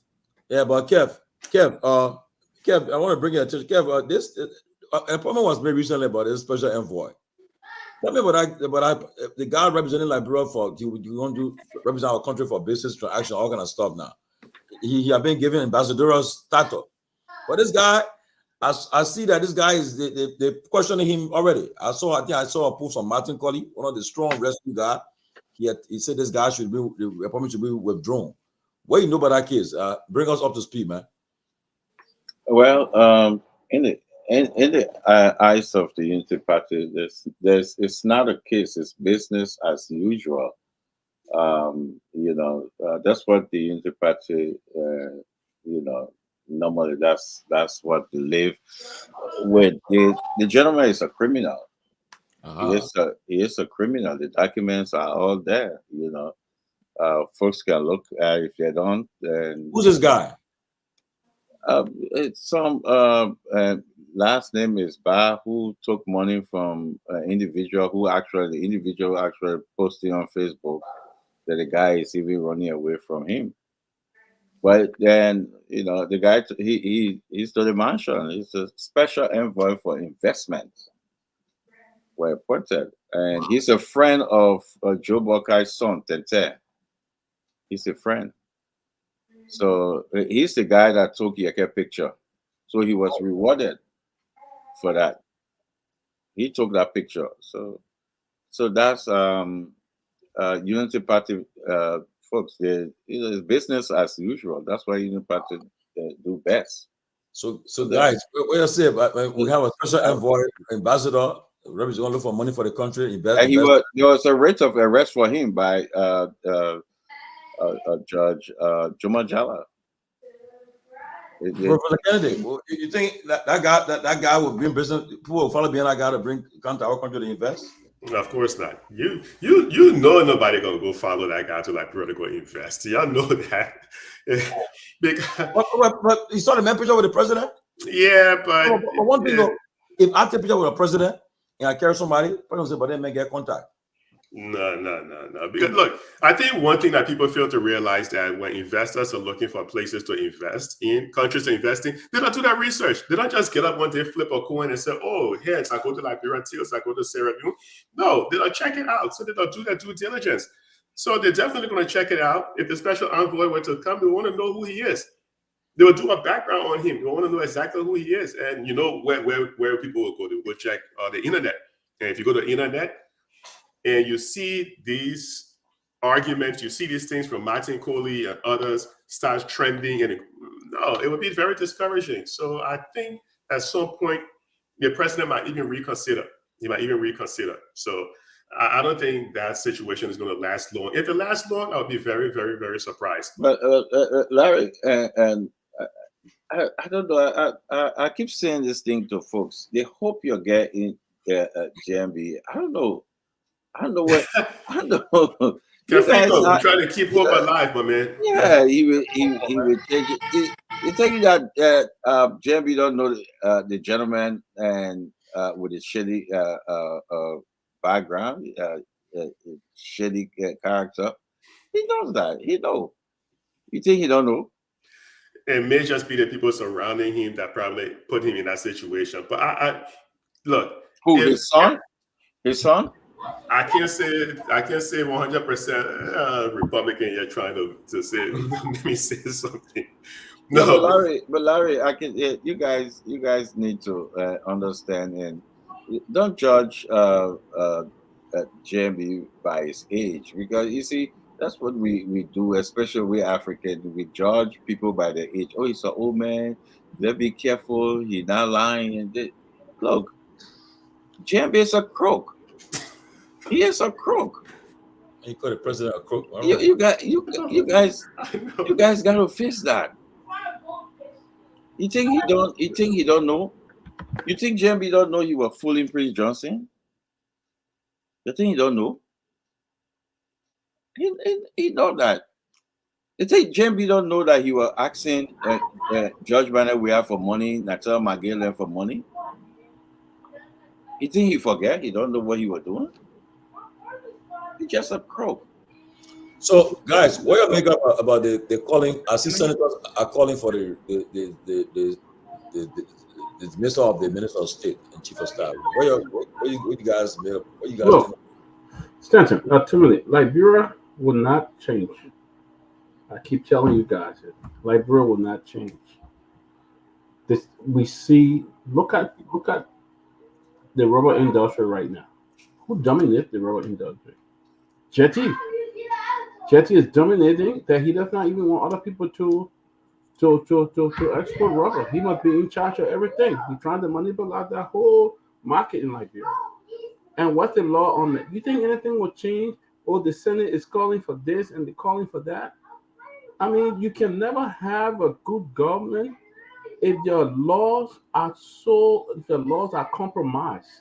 And what we see in that country, the laws are compromised. Even, I hate to say it, or even from the Supreme Court down, they are compromised. But I don't think it's the laws, because the law, Dr. Peabody, I'm sorry to just cut you off. The laws are there. I think it's the people, the mindset of the people, because the people can believe anything.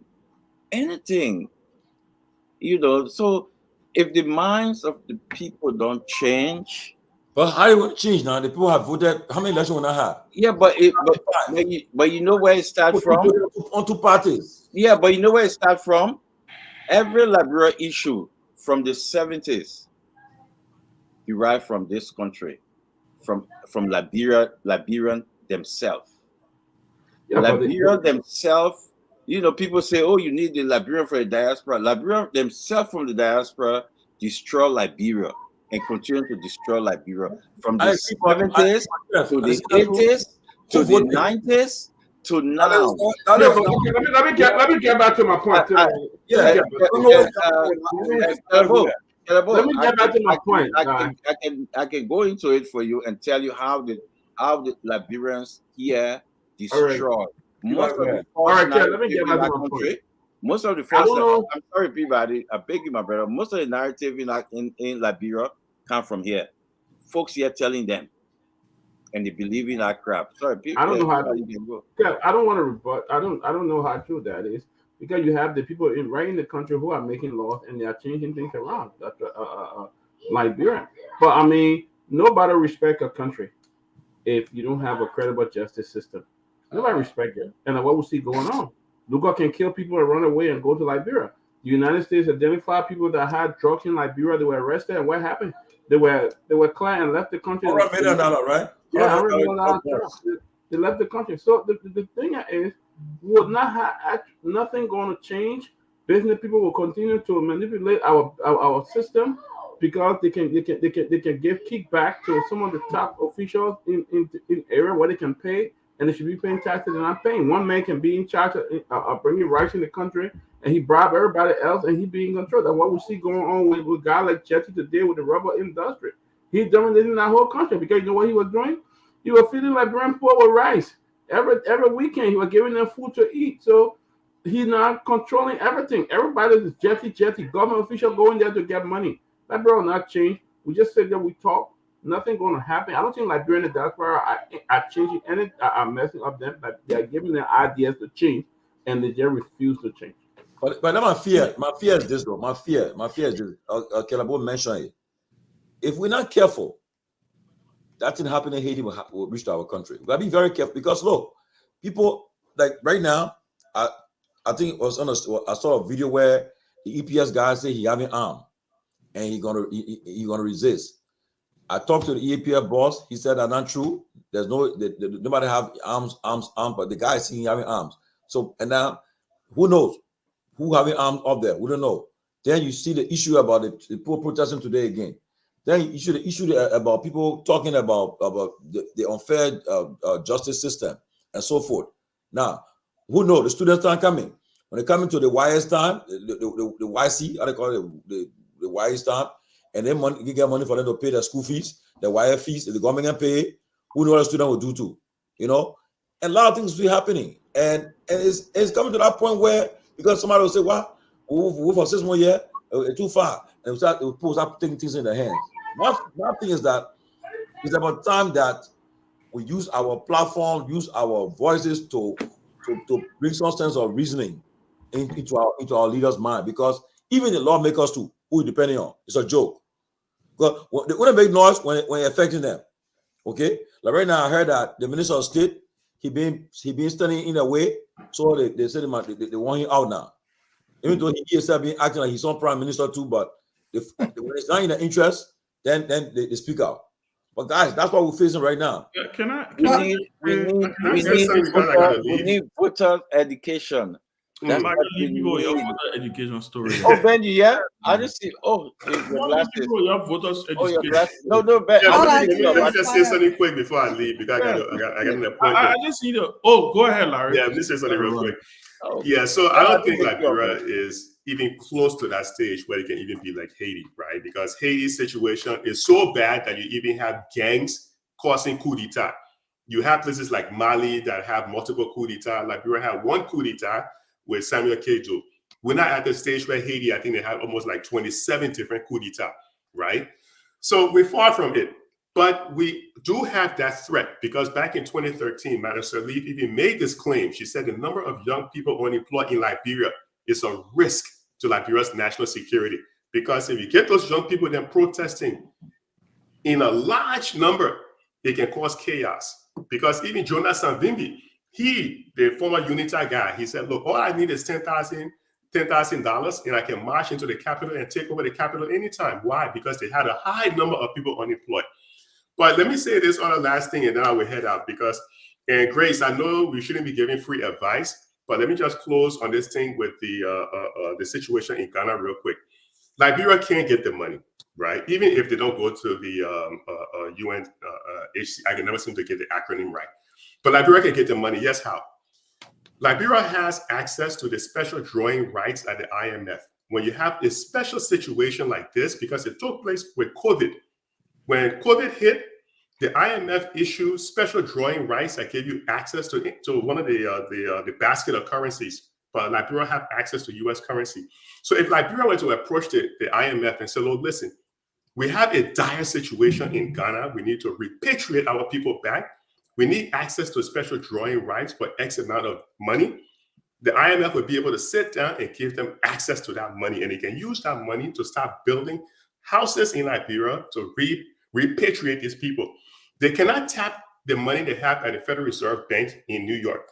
Every country out there has an account at the FRB, but we need that money to help with balance of payments. So they're not going to tap that. What they can do is go to the IMF and see if they can get access to the special drawing rights. That's one way, because right now, as it stands, they don't have the cash per se in their budget to do that repatriation. And you can't say we're not going to help these people, because even you can have somebody who they probably build their house multiple times in the flood zone. But if a flood were to happen, you have 1,000 people over there and you see them standing at their houses asking for help. You can say, oh no, I'm gonna let those people then die because we told them not to build there. It is your duty as human beings to help your brothers and sisters when they need it, no matter what the situation may be. So I think this is a situation the government should step up to the plate, maybe reach out to the IMF and try to see if they can get that money to bring the people back home. Because if we sit down there and let this thing happen, it makes the country look bad, right?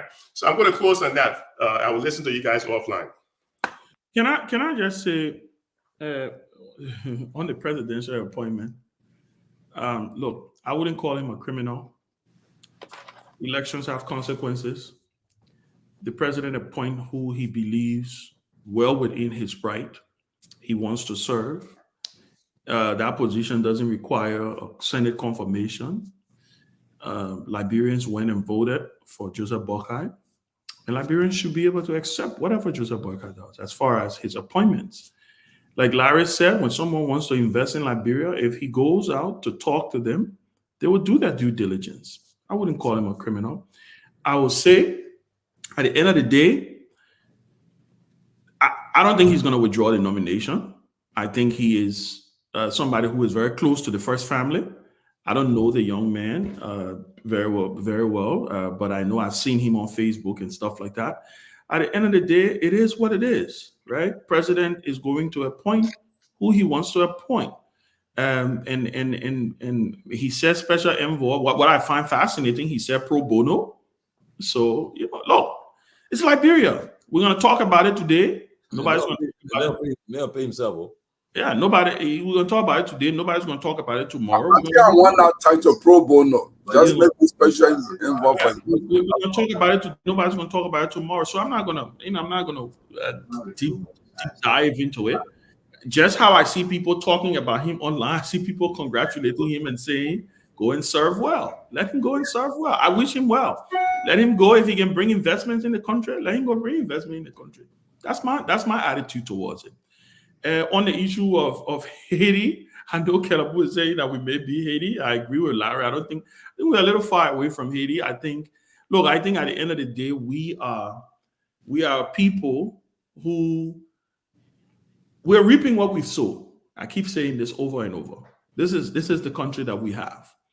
And until we can change that, I don't know how it's going to happen, because I can tell you the generation that is coming, the children are in 6th grade, 4th grade, 3rd grade, 7th grade, 8th grade. Go talk to them.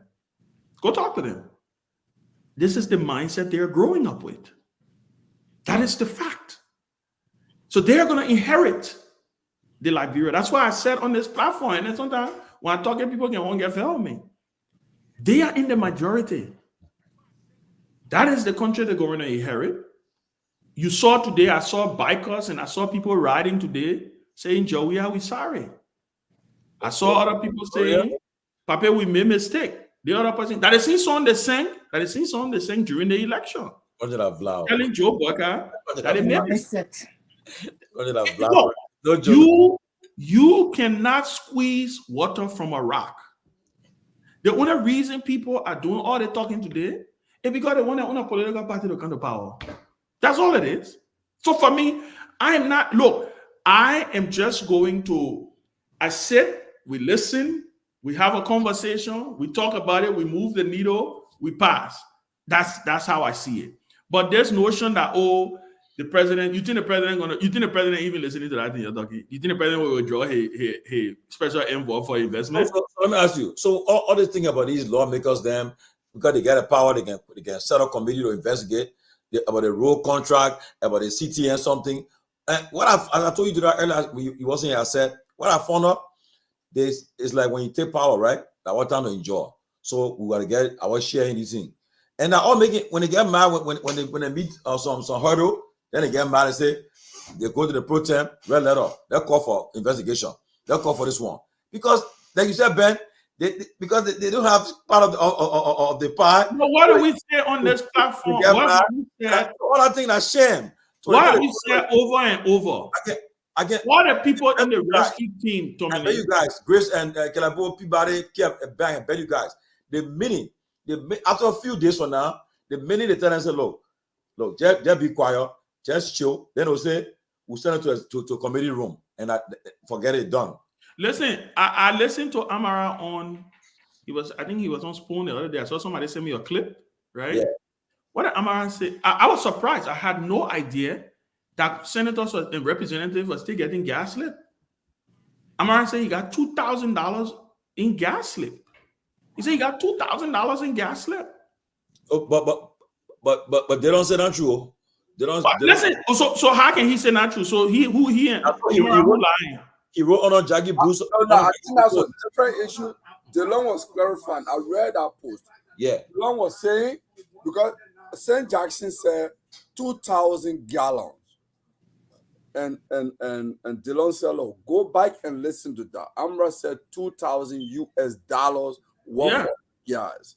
No, yeah, he said 2,000. He said $2,000 US worth of gas. I heard the clip. That is too much. So that's what I'm saying. The reason I'm saying that is because my old friend and brother Darius Dillon stated when he was running that anything he get in the Senate, he was talking. When the last time Dillon made report, I'm just the reason. That's what I'm saying, because at the end of the day, everybody just looking for the opportunity to come. It's not Ben. No, it's not everybody just looking for the opportunity. Okay.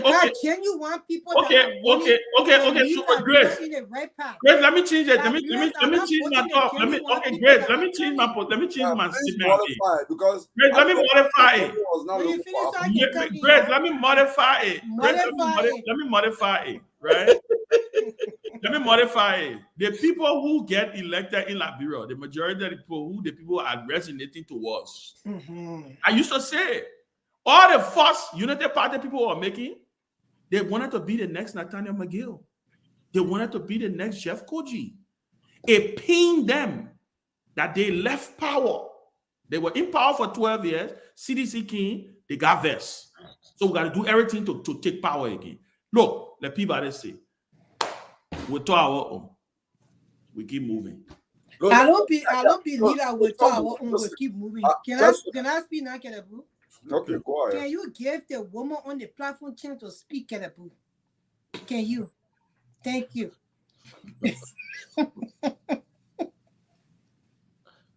And how old you become millionaire this weekend now? I already millionaire. You don't want to waste time. I said in my millionaire status. Look, Ben, Liberia is the way it is. It goes back to the 14 and the way the people are gullible to the propagandists and propaganda that is on social media a lot. And that's the reason why cases like Jessica case just went in vain. The same thing we're talking.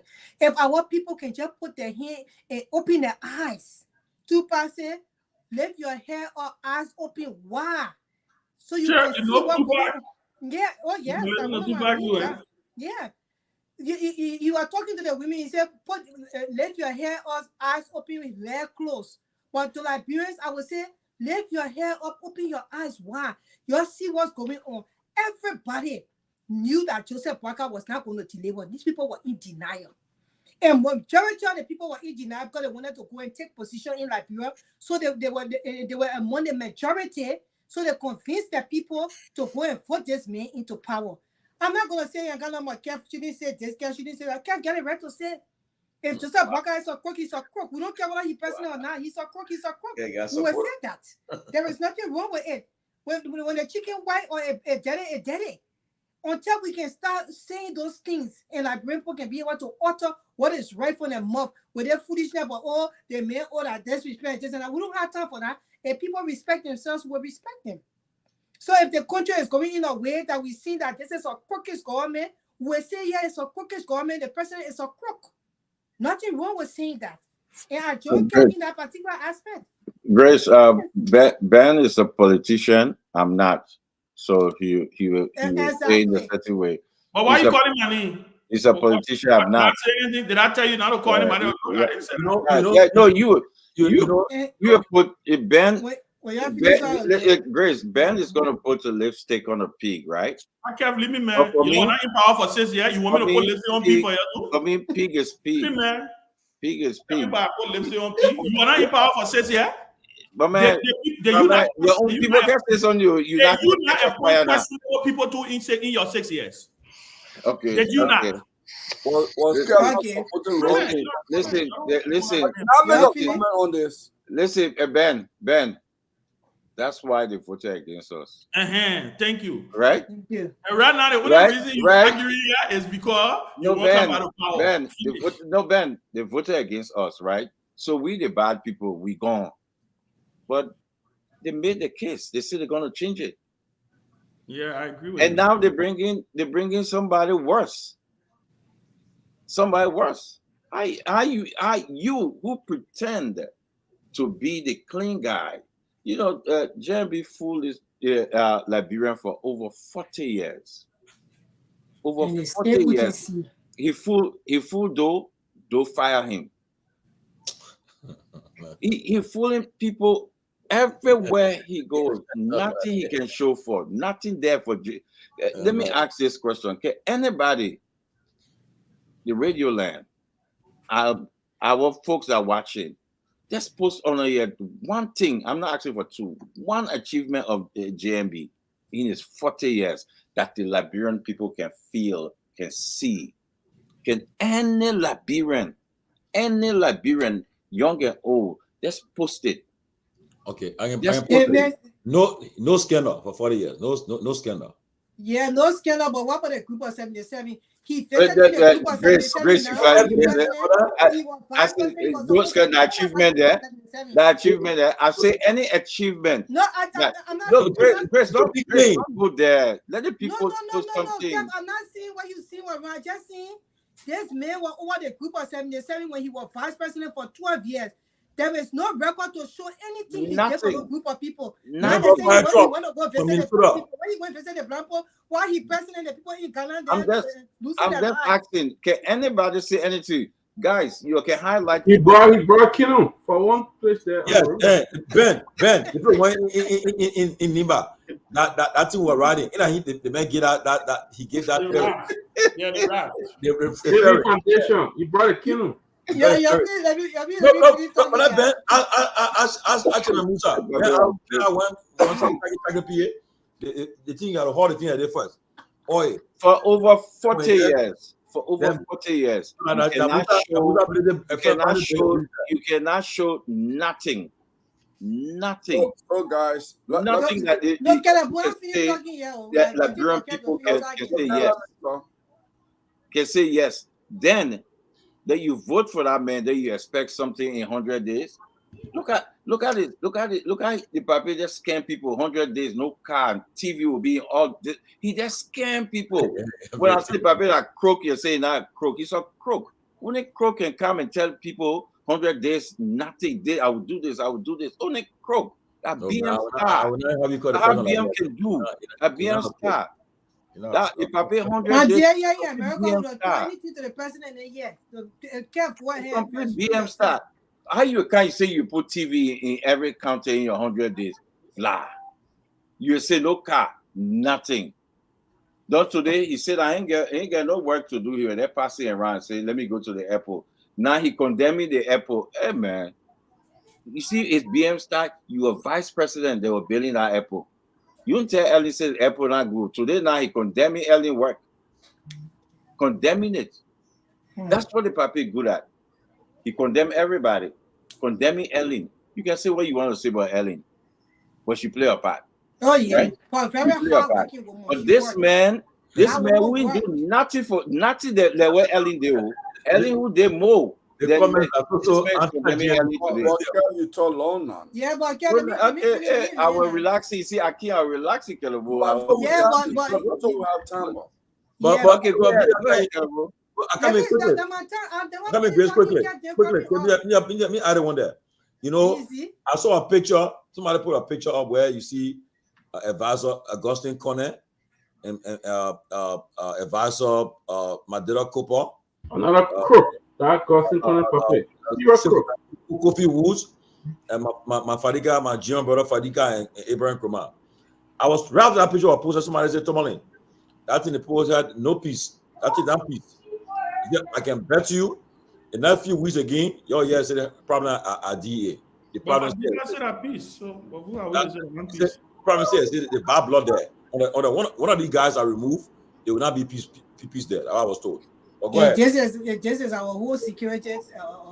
One of the security sector. Let me just finish my thought. All right. Look at one of Jeremy man found some Ganta. He say he won't contribute. I was talking and then kept coming. Also, can I talk? Go ahead.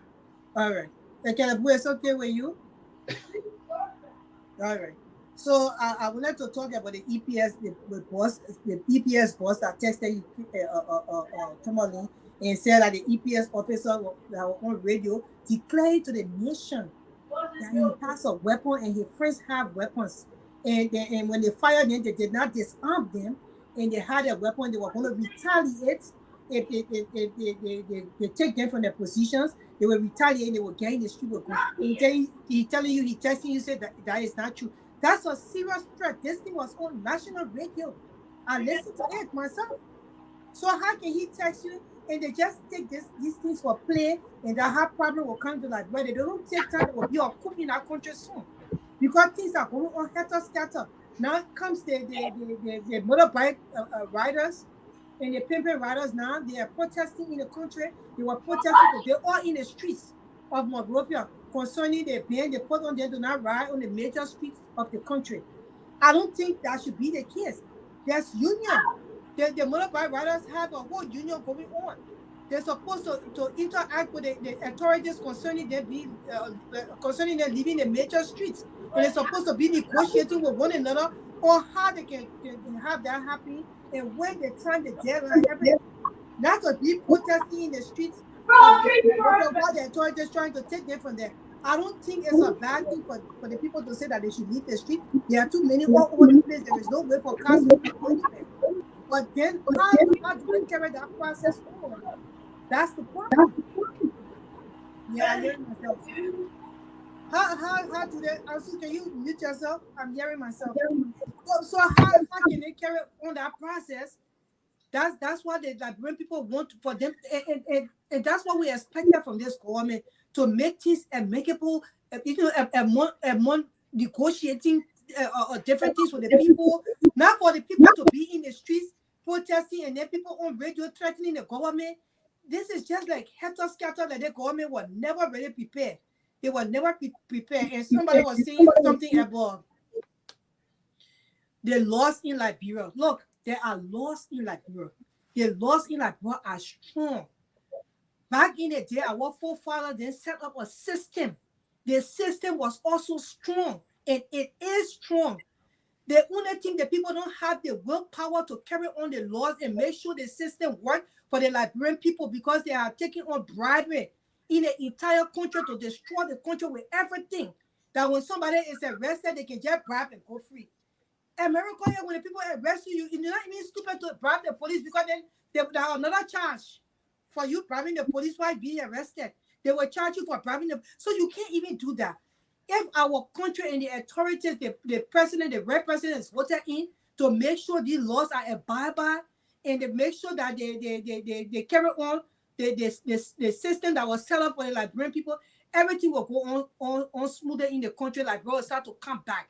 It's just that Liberians still got yet to vote the right government into power. I will say a quick story when I was in Liberia. I carried in 2018 a 40-foot container with things to do charity work in Liberia. I got to the educational materials. I got to the education ministry. I met Mr. Kessley, who was a deputy minister at that time. If he dare, God bless him. So he's a very good man.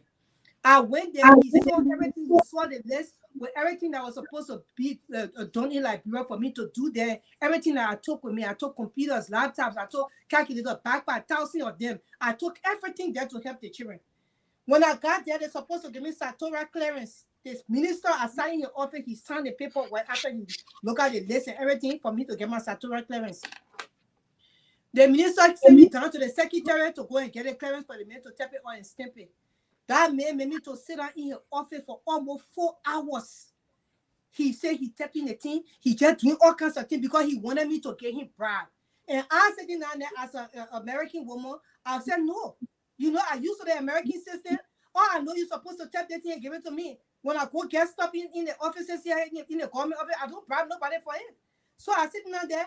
He just waiting for me where him. When we doing things there, we got to get paid. Let you bring out other paper. The other people getting his something under the table. He passing by my paper. And then I noticed that I refused. I said, I will not bribe this man. I will sit here today because the system got to work for me. So I'm not giving him no small thing. Now I could say in my heart that maybe if he does the work, if I feel like and say, oh, you can take this one for lunch, but you cannot command me and demand me to bribe you. So I refused. So I was sitting down there, the minister came, he was passing, he saw me sitting down there, he said, oh, Paul Grace, I was saying, he left my office at 10 o'clock in the morning, about 3 o'clock, he said, I said, yeah, because the minister working my paper. The minister had to stand there and he said, give the girl her paper. Give the girl. So when he gave me the statutory clearance, I sat there, I told him, I said, you know what? I could have just bought you lunch, but the way in which you even carry on the thing, I was not going to bribe you because that's how the system's being destroyed in this country. And I checked my statutory clearance for him. And when the minister told him to give me, and I left, I never gave him 5 cents. I had $25 in my hand to give him, but I refused to give it to him. When I went to a Ministry of Finance, I went through the same thing. They were even bad that I went through it for days to get the accreditation for me to get my container under the put. And that's how the people don't have the willpower in the offices to make sure that the system works for us. And that's how Liberians be destroyed. And it will take a strong president because Liberians, they believe in the president so much, it will take a strong president to make sure he stays his ground. And be the winner, Aratoba in the small thing that he did, used to go to the ministry in the morning to see whether the minister is going to work. And you to work that morning, he fire you. And he makes sure that he send people, whistleblower to check whether the system working. It will take a very strong president to be able to do that for Liberia to turn around. I still believe that Liberia have hope. I will hold my hope for Liberia until 2029. and see what happened. But for now, I have no hope in this particular government. Joseph Waka government have failed right in our face, right in. Anybody can tell me, say, but now but if something will be bad, you already know it. And we are already seeing that he has failed. And his government will not go anywhere. This man is hiring his friends. He hiring his French children. He hiring his schoolmate from the time when in 7th grade. He used to talk when my man dad become personal librarian will make you something. Without the person or they can't even hold a pen, he hired them, put it in high position. So we know this is not strange to us that he just appointed this man who has all this criminal record behind him, as the people saying. They may identify himself with people like those. We saw from the get-go. That's the kind of people that even made him president. So how are we surprised now? We not expecting to even remove that man. He's gonna keep the man that got his family friend. We are still working on investigation for the inauguration money that Miata formula had yet to come and get. Oma missing action. What's here? I don't see the one, but anyway. A rescue mother now. I mean, that rescue grandmother. She your classmate to the president wife. She's a rescue grandmother. Hey man, so now what you got job for you, man? Hey man. Yeah. So somebody I know, I see the guy in the studio. I see Ansu. Ansu is ready to shut us down. But once Ansu comes on, then we'll have to start wrapping up. But let me quickly say something here. I know Ben is now on the show, but Ben made a statement before leaving. He said, the system doesn't change. When other people get elected, they come to do the same old thing. And people will think that all those who want to be elected, they are just coming to do the same thing. And Ben is right. And I think I always compare that situation with a woman who has been living with an abuser for years, or from the time she knew up her life, or vice versa. A man that has been living with a woman that has been abusing him. If you see a beautiful man, or a beautiful woman, or a man with a goodwill, a good heart, a caring man, you think that they are all the same. And that's the problem where Liberian voters are at this point. Councillor Gonglo is a patriot. He is a man who means everything. He is a man who, if he had been elected, it would have been a different thing. Whatever Councillor Gonglo say is what he does. He doesn't play politics with his conviction. But I will still go back to my argument, even though Ben and Larry. Now, I wanted to ask you quick on something about Councillor Gonglo. He was behind Jessica case. So what happened to that case? And they say he was the councillor on the case. Somebody just texted me and said, don't forget to ask Kerebu if the truth that Councillor Gonglo was the one, Jessica lawyer, whether he was Jessica lawyer, and what happened to that case. Grace, I spoke to Councillor Gonglo yesterday. Okay. But I can tell you this much in passing. But let me end my statement first. I still argue that it's edging towards Haiti. I know Ben and Larry disagree. I know the argument Larry made is about Mali and the number of coup d'etat that took place in Haiti. But when countries are declining, they don't necessarily have to follow the same path. One can accelerate, and one can also go through the same stages. They don't have to go through the same stages. Okay? One can be short and one can be lengthy. So it's a different debate. We can make that. But the indicators are there. The possibilities are there. Because Liberia is struggling with drugs. Tomalin, you've been able to talk to some of the people on the drugs issue, right?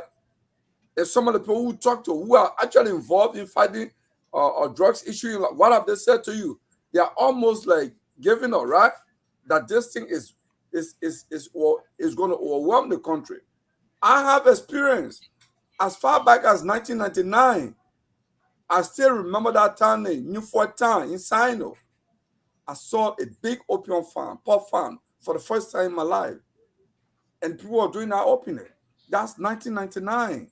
I was doing a contract with Ministry of Planning / UNFPA. We're doing demographic health survey. In the Southeast, I saw different drug situation in the Southeast at the time. Open it. People are selling in the market. So Liberia has had issue with drugs. And it's becoming sophisticated. It's becoming the underground economy. It's becoming a fund of employment for thousands and thousands of young people. And I guess by extension, older people, to make money and put food on the table for their children. So Liberia is actually on that way. We don't have to have the number of coup d'etat that Haiti had. We don't have to have 1 or 2 coup d'etat like in Mali. But we have had civil war. A very first southern one. Haiti never went through that. Okay? So what you say about that too? So, but Ben and Larry, we won't argue on this. But on the Councillor Gonglo participation, here's what Councillor Gonglo said. He was not involved in the case from the start. All criminal cases are prosecuted by the Ministry of Justice. So police make an arrest, police take information, they do, the police does the initial investigation, document whatever, they send to the Ministry of Justice, the County Attorney for Maserati in this case, and the County Attorney determines that, oh, there's a criminal here, we can prosecute this. So it was a Ministry of Justice case. But what they, when he joined the case, a lot of stuff had taken place already. He'd been a former prosecutor. And that's why the family went to him and said, look, we know the government lawyers are on this case, but we want you to go and be the eye for the family to follow the case for us. So he even went to court and identified with the prosecutor and cross-examined some of the witnesses. That's how far he could do. But in terms of, because you're now working for the government of Liberia, it's government of Liberia case, it's Minister of Justice lawyer. So he was there as family lawyer associating with the government lawyer. So I asked him, oh, there's this audio tape about bribing, or he said, I didn't even know about all that. It started only coming out really in this, and those who are involved, their voices are there. But that's something I was and that's what I was saying. The girl, her family made sure that the kids just they will hold them responsible. How you can have a Councillor Gonglo on the case and you have a leaked audio that he never even listened to even take it to the court to make sure that was played in the case for the people to hear that.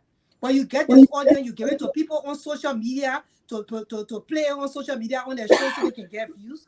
And you think your daughter are going to get justice at this point in time? And that's the whole thing. When I see the people all blaming the judge and everything, if you go in details of the case and you actually went into the court system of the case, you will see that there was nothing that judge could have done. Grace. But let me tell you something I learned about that judge. That judge, I will say this much. Even though the person, I talked to a friend who is from River G. The judge is from River G. George, I don't know who. Nyenika is from River G. His name is Nelson Chenin. Yeah, Nelson Chenin. You say Nyenika Akoso? No, I mean, okay, no. He said I don't speak that. Don't cause you guys are quiet speaking people. He's from River G. He's a grown man. So that fella, I had a friend. He lives in London. He and I were talking, and he said that guy, we from River G. He said, even if you ask us to make him a messenger for the court, we're not taking. He's so corrupt. We're not taking. He said, this guy is so corrupt. He lived his life just on corruption. And to go make him magistrate, he said, the guy said, look at the cases he has handled. He has very terrible record in the judiciary. So, and I think where the family. The thing is that you say all of that about the judge, but they allow him to be like that because if they had all the evidence and they had a lawyer make sure that they had every information given to people like Councillor Gonglo for them to prosecute that to prosecute that case or whatsoever side they were on, whether they were not the prosecutors, but they were on the victim side. So they have all that information but, given them. That judge will not even be able to do anything, and then turn like this. They will have so many. I know the judge because my big brother is telling me that somebody from Firestone that his brother, Evan Crow, is telling me that one Royce Cheney's brother. Wow, that him. Yeah, so it go both. Reach out to the family and say your judge is not my cup of tea, to tell you the truth. So, because I still felt that he was supposed to go in deeper into the case, since he was the one who was supposed to be the last person to make a decision on the case. So he was supposed to do his due diligence for Liberian people to make sure he go to the depth of this case, make sure all the things, the information come out on this case. He did not do that. So he was not even patriotic when it came to that. My point, raising I think all they did, the family rejected the money and they went and gave the money to the judge. That's all. Excuse me? Yeah, I say all the people did was the family rejected the $10,000. I think the judge went and gave it to the judge. That's all. Or maybe more than that. Well, anyway, look. Again, we like I said, we'll follow the legislature. Let's see what they're gonna do.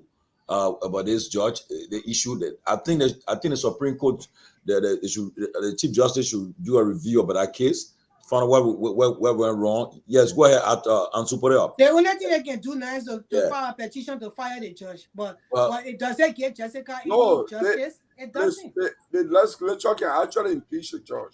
Impeach the judge, yeah. They can impeach him, but the thing is that what they did to Cabinet Janet, somebody can actually go and file a case against the judge, and on previous act that he's done, they can go and file a case against him at the House of Representatives, and they investigate, and they send a matter to the Senate for trial, and he can be tried and removed. Yeah, I would like for them to do that. But I just think after they do that, Jessica, she will get justice in that sense. But what was supposed to be given unto Jessica with this case, and everybody saw in broad day like that, Jessica was mistreated and she almost lost her life. They did not give her due diligence when it came to the case because why?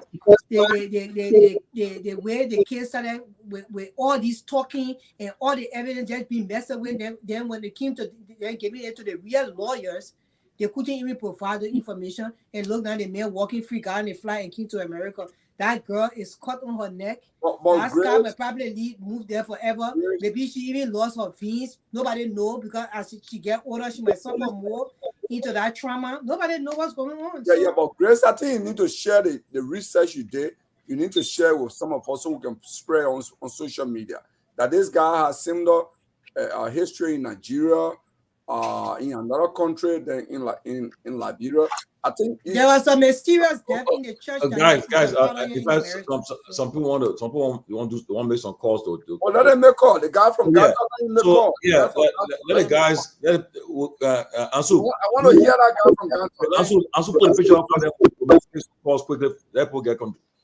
But in the meantime, I think the same people have been fighting the case now. They should continue fighting. I think they should fight stronger than this. In the meantime, they got chance here to do something in America. Let me announce this, right? Let's do the research in the US. Also, let take calls, right? But in the meantime, we having. I may announce that one of our strong supporter of the closing argument. The High Table is having a Spring Dumbo Festival at the Black Hill Regional Park. Eat all you can for $25. Dumbo and soup, goat meat and peanut soup, GB, dry rice, complimentary drinks on the house. And music by DJ Tom Shermer. They will be on May 4th. So get it, put on your calendar. The closing argument will be there in full. We're carrying our queen will be with us that day, I'm sure. We'll carry her for the high tour the first time. Yes. The venue is Lake 20930 Lake Ridge Drive, Boys. We're having that High Table Spring Dumbo Festival. Look, Mark and Rama is the High Table cheerleader. Will be there. And the chairman. What's the flyer? The chairman, he put in the flyer up. The chairman will be flying from Charlotte just for that occasion to grace the occasion. Yeah, yes. The chairman will be there. We have all these closing argument folks will be there. Come and let's celebrate that High Table Spring Dumbo Festival. Yes, eat all you can. So you said the woman is a friend of all the talk show. You gotta listen to at what time? Starts at 1 p.m. We'll be knocking glasses, man. Yes. Okay. For the first time. Yeah, Keff will be there. Keff is the ambassador of a closing argument. If the millionaire will go there, I'll go there. Kev I will be there. So start packing your bag. Kev is the ambassador of the closing argument to the high table. He's there. In fact, Kev, tomorrow I'm sleeping. There's a high power people in town, so we're sleeping to knock glasses to them. Oh, the spring meeting people. So go miss you and all be go miss you. Of course. Yeah, we're ready. But me, I don't swallow GB for anyone who is not you or man. So in the high table, we got all the tribes there. High table got all the tribes. We got every tribe represented at high table, and they go there and eat check rice or something else. High table got there. We got people that cook all the food there. Relax. No, if a Nema woman cook the GB soup, I will swallow the GB. And so why I Nema can put in a GB. We won't know because they post it up. You can put all kind of thing in a GB. Anything that people can eat, we can pull it there. I had a nice GB with a VPO. That GP our hand. Well, you see, Manasali, the woman in Rwanda, the woman strong. She how much Amuje conference. I think our sister there too. Mariah is there too. I see she and the Rwandan president Kagame. Mariah working with her. No, the Amuje some occasion. Yes, the high table present the Spring Dummer Festival at the Black Hill Regional Park. Eat all you can for $25. Visited by DJ Tom Sherman, and we have Dunmore and soup, goat meat, peanut soup, meat, and rest. Complimentary drinks on the house. Come in the spring colors and let's have a great time. May 4th at 1 p.m. And we'll be met on arrival by Makan Randall, the chair of the high table. So come, let us have fun at the high table, man. All right, so we can get to the line, all right? Yeah, get the line. Let's take some calls.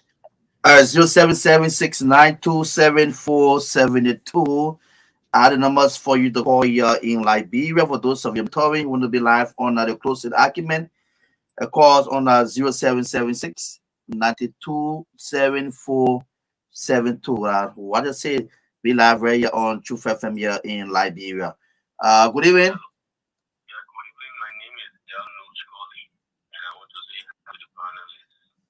Go ahead. In relation to the case that was settled down by Judge Cheney, everyone who followed that case knows that Councilor Bongo and the team provided every evidence that was needed.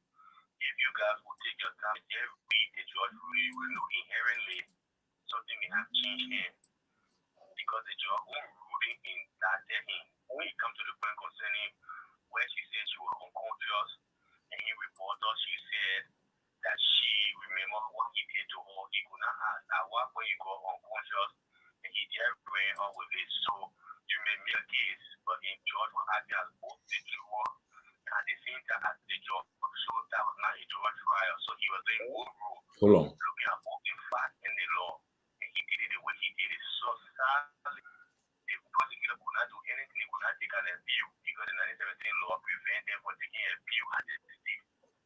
So today, Lucas was free because of the judge who was supposed to do what he did.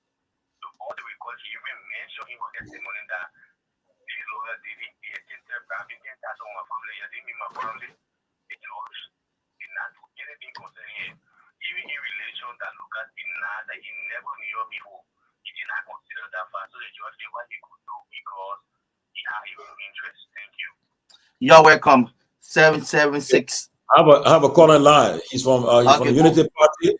He's president in Ghana, Nima County. Want to contribute? Abu Eskamara, go ahead. Yeah, greeting, Brother Tomalin George, and greetings to your fellow panelists. For public consumption, I'm Abu Kamarat. I actually joined you from Northern Liberia, specifically Kanta. As you may be aware, the by-elections is on Tuesday, so I've come to cheer our partisan Yan Twan to replace the current Vice President of Republic of Liberia, Jeremiah Kwankun. There will be a candidate. Let me tell you. Go ahead. Yeah, that's a view, though.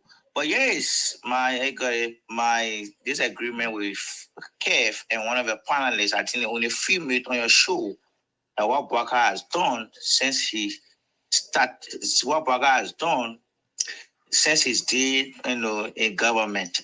There is a man who has never done any form impropriety. There is a man who is very conspicuous about the livelihood of Liberians, and you hold a view that this country should be rapidly transformed. So what Kev said, Joe Bwaka, since he entered into government. 30 seconds. Yeah. Hello? Yeah, go ahead. Get 30 seconds. Hurry up. Okay. Joe Bwaka, since he entered in the government, Bwaka has never a day taken what is meant for the public of non-Liberian people, like his political leader, a man who he worship at like God, did honor his administration. Look, they were in that election having in Nima County. Prince Johnson endorsed the other guy. Where any? What the guy need? Calabo, the other guy need? I think Koga, right? Koga. Unity Party is supporting Yan Twain. Where any Yan Twain? Unity Party is supporting him, but Prince Johnson say he's not supporting the guy because they want the guy who you supporting. The guy will not talk about war crimes code. So now I can tell you, I can predict. Calabo, you from Nima, no, but I can predict that Prince Johnson can never win. Yeah. Well, I don't want to get into that whole election thing in Nima. I'm from there, so I can talk about it. I'm not a voter, but what is interesting, I'm sure if you get caller, I will stop, okay? Yeah, go ahead. You get caller. Yeah, just flow. Flow when the calls come in, I'll pick it up. Here is what I've been, different, most of the chat rooms in Nima, I'm in this. So, WhatsApp, Facebook, I'm in most of them. Who will win? Who will win? I'm not into prediction business. Oh, man. But yeah, what I was saying, I think what is interesting is I understand that today the vice president called in Nima and he was online for 2 hours. Hold on. 2 hours with different radio stations in Nima. And he openly admitted that he and Senator Johnson are on opposing side for the first time. Who that? Oh, wow. The vice president. Oh, the vice president said it? Yeah, they say he called and in his own voice, he said, in this election, I support this person and Senator Johnson support the other person. And he gave reason why he's supporting the other person. Wow. What have you. So for me, that was what stood out when I heard. But how can he say they're on opposing side when he too agree for war economic crimes code? Oh no. Jeremiah Kuhn is I got a caller. Go ahead, caller. Yeah, myself in the same chat room. Justice movement. And he's we got a caller on the line, yeah? Go ahead, caller. Hi, everyone. This is Rosalind Cooper from Dallas, Texas. My contribution to the show, I'm glad that Ben came back. And Ben, I a little bit disappointed with your position regarding the Liberians in Ghana. When there's a civil war and people leave country to go and seek refuge in other places, not all of them return. There are some instances where government make provisions to help those people remain where they are in that particular country. Ghana, for example, that particular area was like a no man's land. What will it take the Ghanaian government to give that land to the Liberian people and put some rules how they want that place to be, managed or whatever for them to stay there? They're contributing to the Ghanaian economy. Ghanaians benefited from Liberia repatriation program to the U.S. A lot of Ghanaians in America on Liberian names. So Ghana benefited more from our civil war, I would say, compared to other countries. And for them to treat those people the way how they've been treated, our government, I think, should negotiate with the Ghanaian government to pay for that land and allow us to stay there.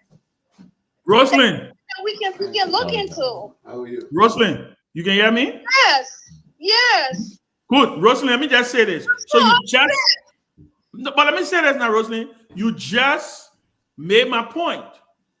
Even in this America, people who came to this country on visitor visa and stayed because of the war, right? It was a negotiation that led to TPS. It was a negotiation that led to DED. It was a negotiation that ended up, Ellen Johnson's Leave government ended up having negotiation with the U.S. government that led for that transfer from DED to a green card. You remember they finally did something where they gave most Liberians a pathway to green card. My point, Rosemary, I'm not talking about the people. I'm talking about the fact that just like what you just said, our government now should use bilateral. Tomalin, you muted. I can't. She will not hear me. So our government now can use bilateral agreements with the Ghanaian government to say, listen, it's just the same reason America can give when it comes to Liberians, right? You remember every time they kept extending TPS, they said the reason they will give is that Liberia is not in the position to absorb these people. So they got to stay another year or they got to stay another 2 years. My point is the Liberian government, just like what you just said, should be in a position to reach out to the Ghanaian government to say, listen, we are not in a position to absorb these people. Can you find a pathway to give them work permit? Can you figure out, let's work? That's how governments behave. So my anger and my frustration is towards the Liberian government, and not necessarily just this government. I'm talking about successive governments that have come and have for some reason just believe that this thing could just continue to go on and the people will not have anything to say about it. I just want to clarify that while you were on the phone. But my issue is not, I'm not condoning any negative behavior towards Liberians. I'm just saying our government has dropped the ball and they should pick up the ball. The best the government of Liberia can do right now is to negotiate with the Ghanaian government for some kind of pathway to work permit or something like that in Ghana, because they don't really need Ghanaian citizenship because they're ECOWAS citizens, right? But to give them work permit to integrate into the Liberian. Those people got people got children born in Ghana. How do you take all of them and uproot them and take them to Liberia that cannot even absorb them? That's the only point I was trying to make.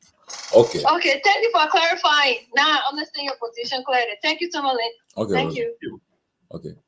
Guys, we're out of time, so let me just we're out of time, but so guys, let us just talk what our mind and do our closing comments quick, guys, to this Friday, you know. Well, let me just start. What's on my mind? The country is the country. We see. Listen, I told you I had a long conversation today. I had a long conversation today with the managing director of the port. And I was interested in knowing where all this, you know, because I see people are being hired there, then they're laying people off and stuff like that. And he gave me some context. I told him, I invited him. I think, Tommy, you've been in touch with him too at some point. And he said, look, he made his commitment that he will come here right after the 90-day thing, I think, which is going to be in a few days and stuff like that. He said he got some travels, but he would take his time to come to lay out what has been accomplished, what have been some of the challenges, what they met there, what the things they're facing. I told him, I said, look, you're going to get tough questions. That's the platform. The platform is not censored. Nobody will stay off the platform, especially knowing that you are the managing director of the port. But generally, what's on my mind, I just want to say, look, at the end of the day, we do have an election coming up in Nimba. I agree with you, Tommy. I think it's going to be very difficult. I want Yan to win. I think Yan is a good guy. I think he's somebody who may be a good senator, because Koga is a member of the House right now. When he wins, then you got another by-election coming out in the House, right? He just got re-elected for his third term in the House. Now he's trying to become a senator.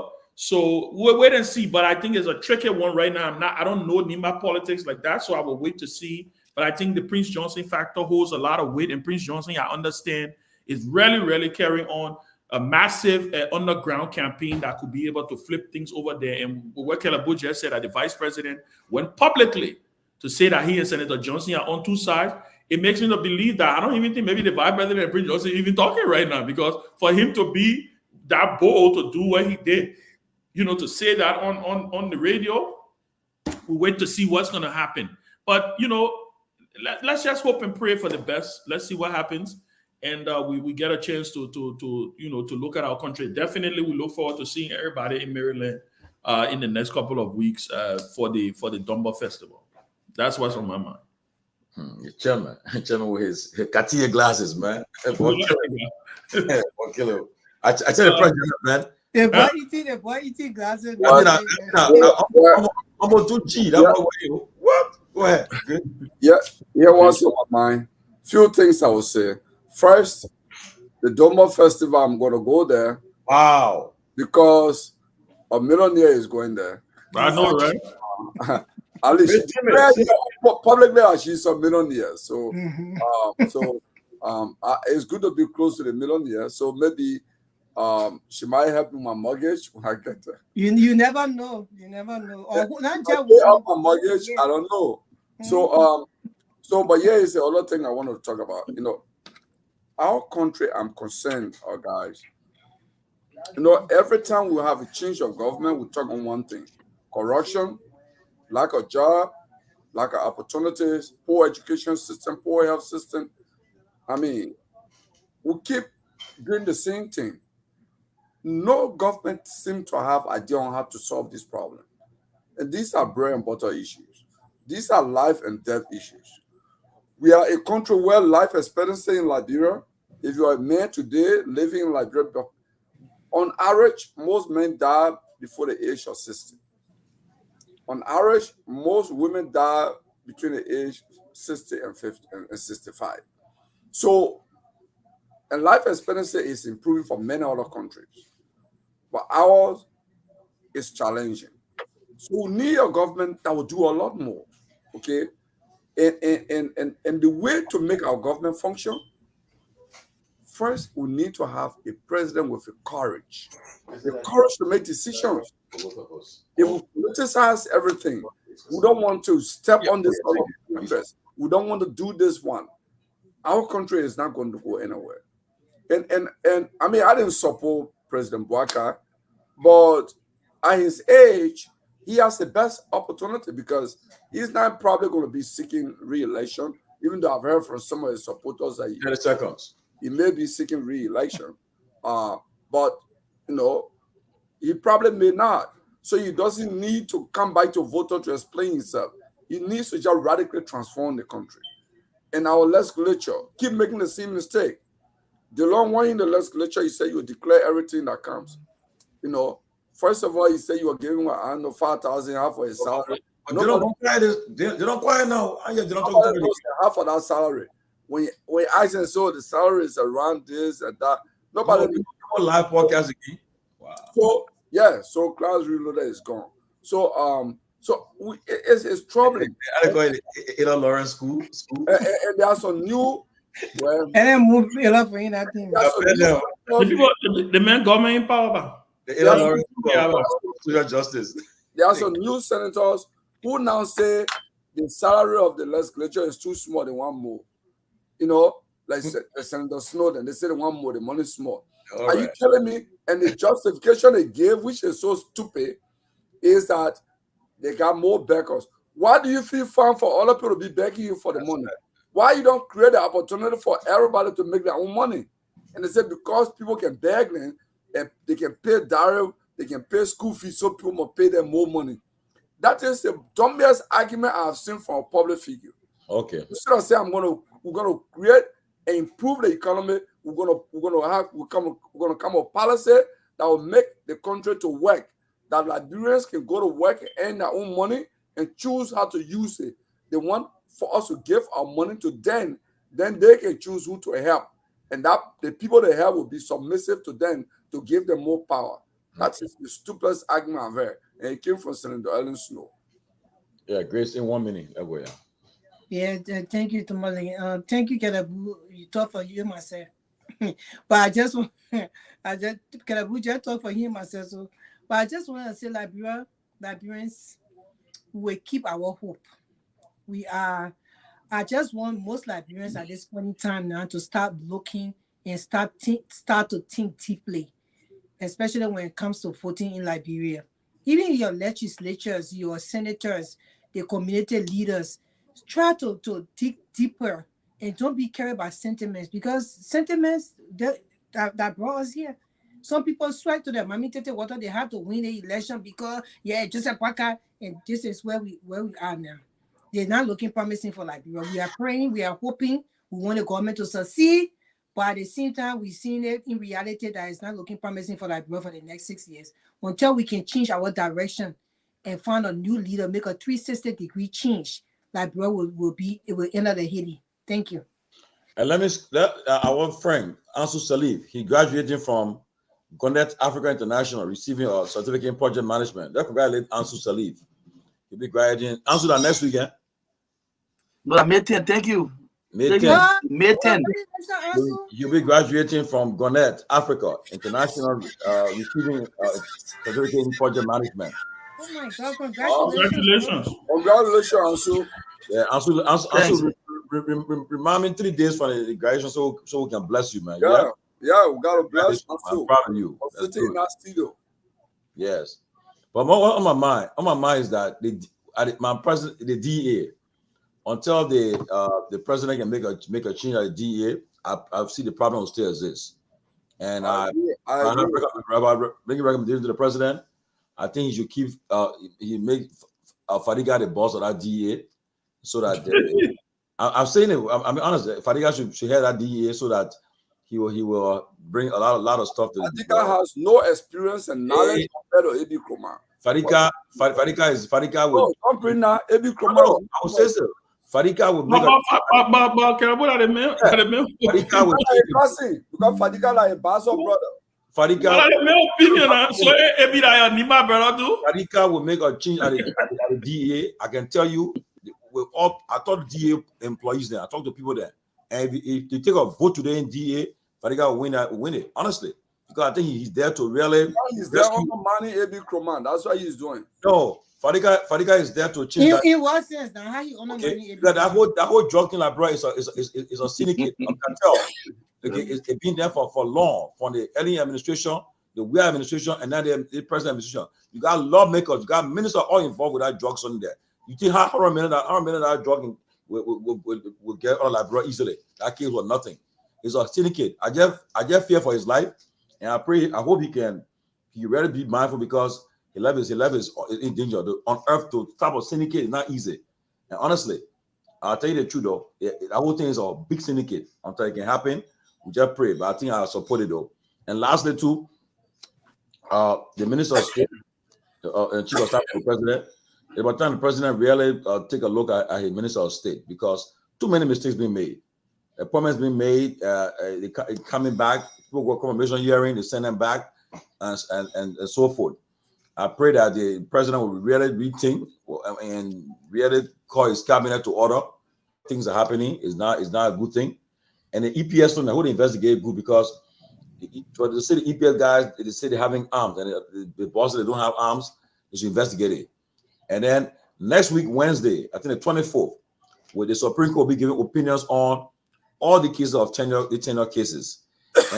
And I want to say, the fate of these tenure officials are in the hands of Chief Justice Nyenwolo, Justice Jimama Wolokoli, Justice Yusuf Kaba, and Justice Yami Gbese. Do the right thing for the country. Councillor Verda was clear. I think he said the right thing here. Some areas don't have to have tenure, but if you want to stop it, then you got to do it through the legislature. But I think let the tenure officials end their tenure. Most of them got 2 more years, end their tenure, and then you can appoint your partisan who you want to appoint there. But let them end their tenure, and then if you decide that you want to change tenure issues, go to the legislature and let them give the real tenure people to institutions who should be tenure. I think that should be the case. But so I will pray that the Supreme Court, in their own wisdom, on Wednesday, will act in the interest of the country in good faith. And because here's the thing, if you're paying these people off, now I was told the former LCT boss, Clark Martin, the Joe Weir administration paying $250K when he removed him. He went to court, he won his case, $250K. So are you talking about you paying these people off? 10 people, you're talking about almost $7 million now you pay these people. You don't have money already. So I don't think it make any sense to get people out of their jobs. So let the tenure end, and then you can appoint your people you want to appoint. I think that's the way to go. I pray the Supreme Court will act in the interest of the country and make that decision. So guys, besides that, honestly, my husband got a scene shit again. Let me just tell you now. Real men wear Cartier. Yeah, my husband got Cartier. You guys are millionaire. Ben is now a millionaire. I think on 1005. Yeah, real men wear Cartier. Yes. Real men got Cartier. My husband got his Cartier. I just figure I'm like, oh boy. Yeah. Cartier. Grace, you marry a real man. Oh yes. Yeah. You did. Yes. Once again, all right, guys, listen, I posted a link in the chat room. Anyone interested, you can read it. There's something there. Yeah, I saw it. Yeah, there's something there. An interesting communication. You'll read it. Where about? Talk about it. Where about? Oh, no. I mean, it's not for the show. Let me send a weekend treat to the following people, man. They're watching our show. Me calling Emmanuel Zaza, James Duby Kanga, Nora Hawks, Wesley Peabody, Lisa Greaves. She's using her late daughter, Melissa Yap. Hey, Melissa. Barbara D. Wilson, Alio Kamara, Kate Tobogi, Seya V. Dole, Boko Power. Now somebody need Kate Tobogi? Yeah. Well, that a Facebook me. I see Rusty Zing, Indomitable Jasmine. Oh, my boy watching the show, Al Hussein Fadiga, Eugene GW, Rusty Zing, Roosevelt Flomo. Is that the one you're promoting? No. We're not promoting Fadiga. Fadiga doing a right job, my dear. Just be honest here. Yeah, No, when you come from America, you Robert got Black Dama. You can't help it. Robert D. Wilson. What you supposed to do? Every command you to my boss Smitty. I mean, what fights do you have, Grace? Patrick Kennedy. Elder So, James what Fadiga is a political hatch. The great monk. Pago Raban Washington, the great monk. Okay. Hey, monk. Maurice Smith. How you doing, Okay, Olushola Samuel, my Hollywood celebrities.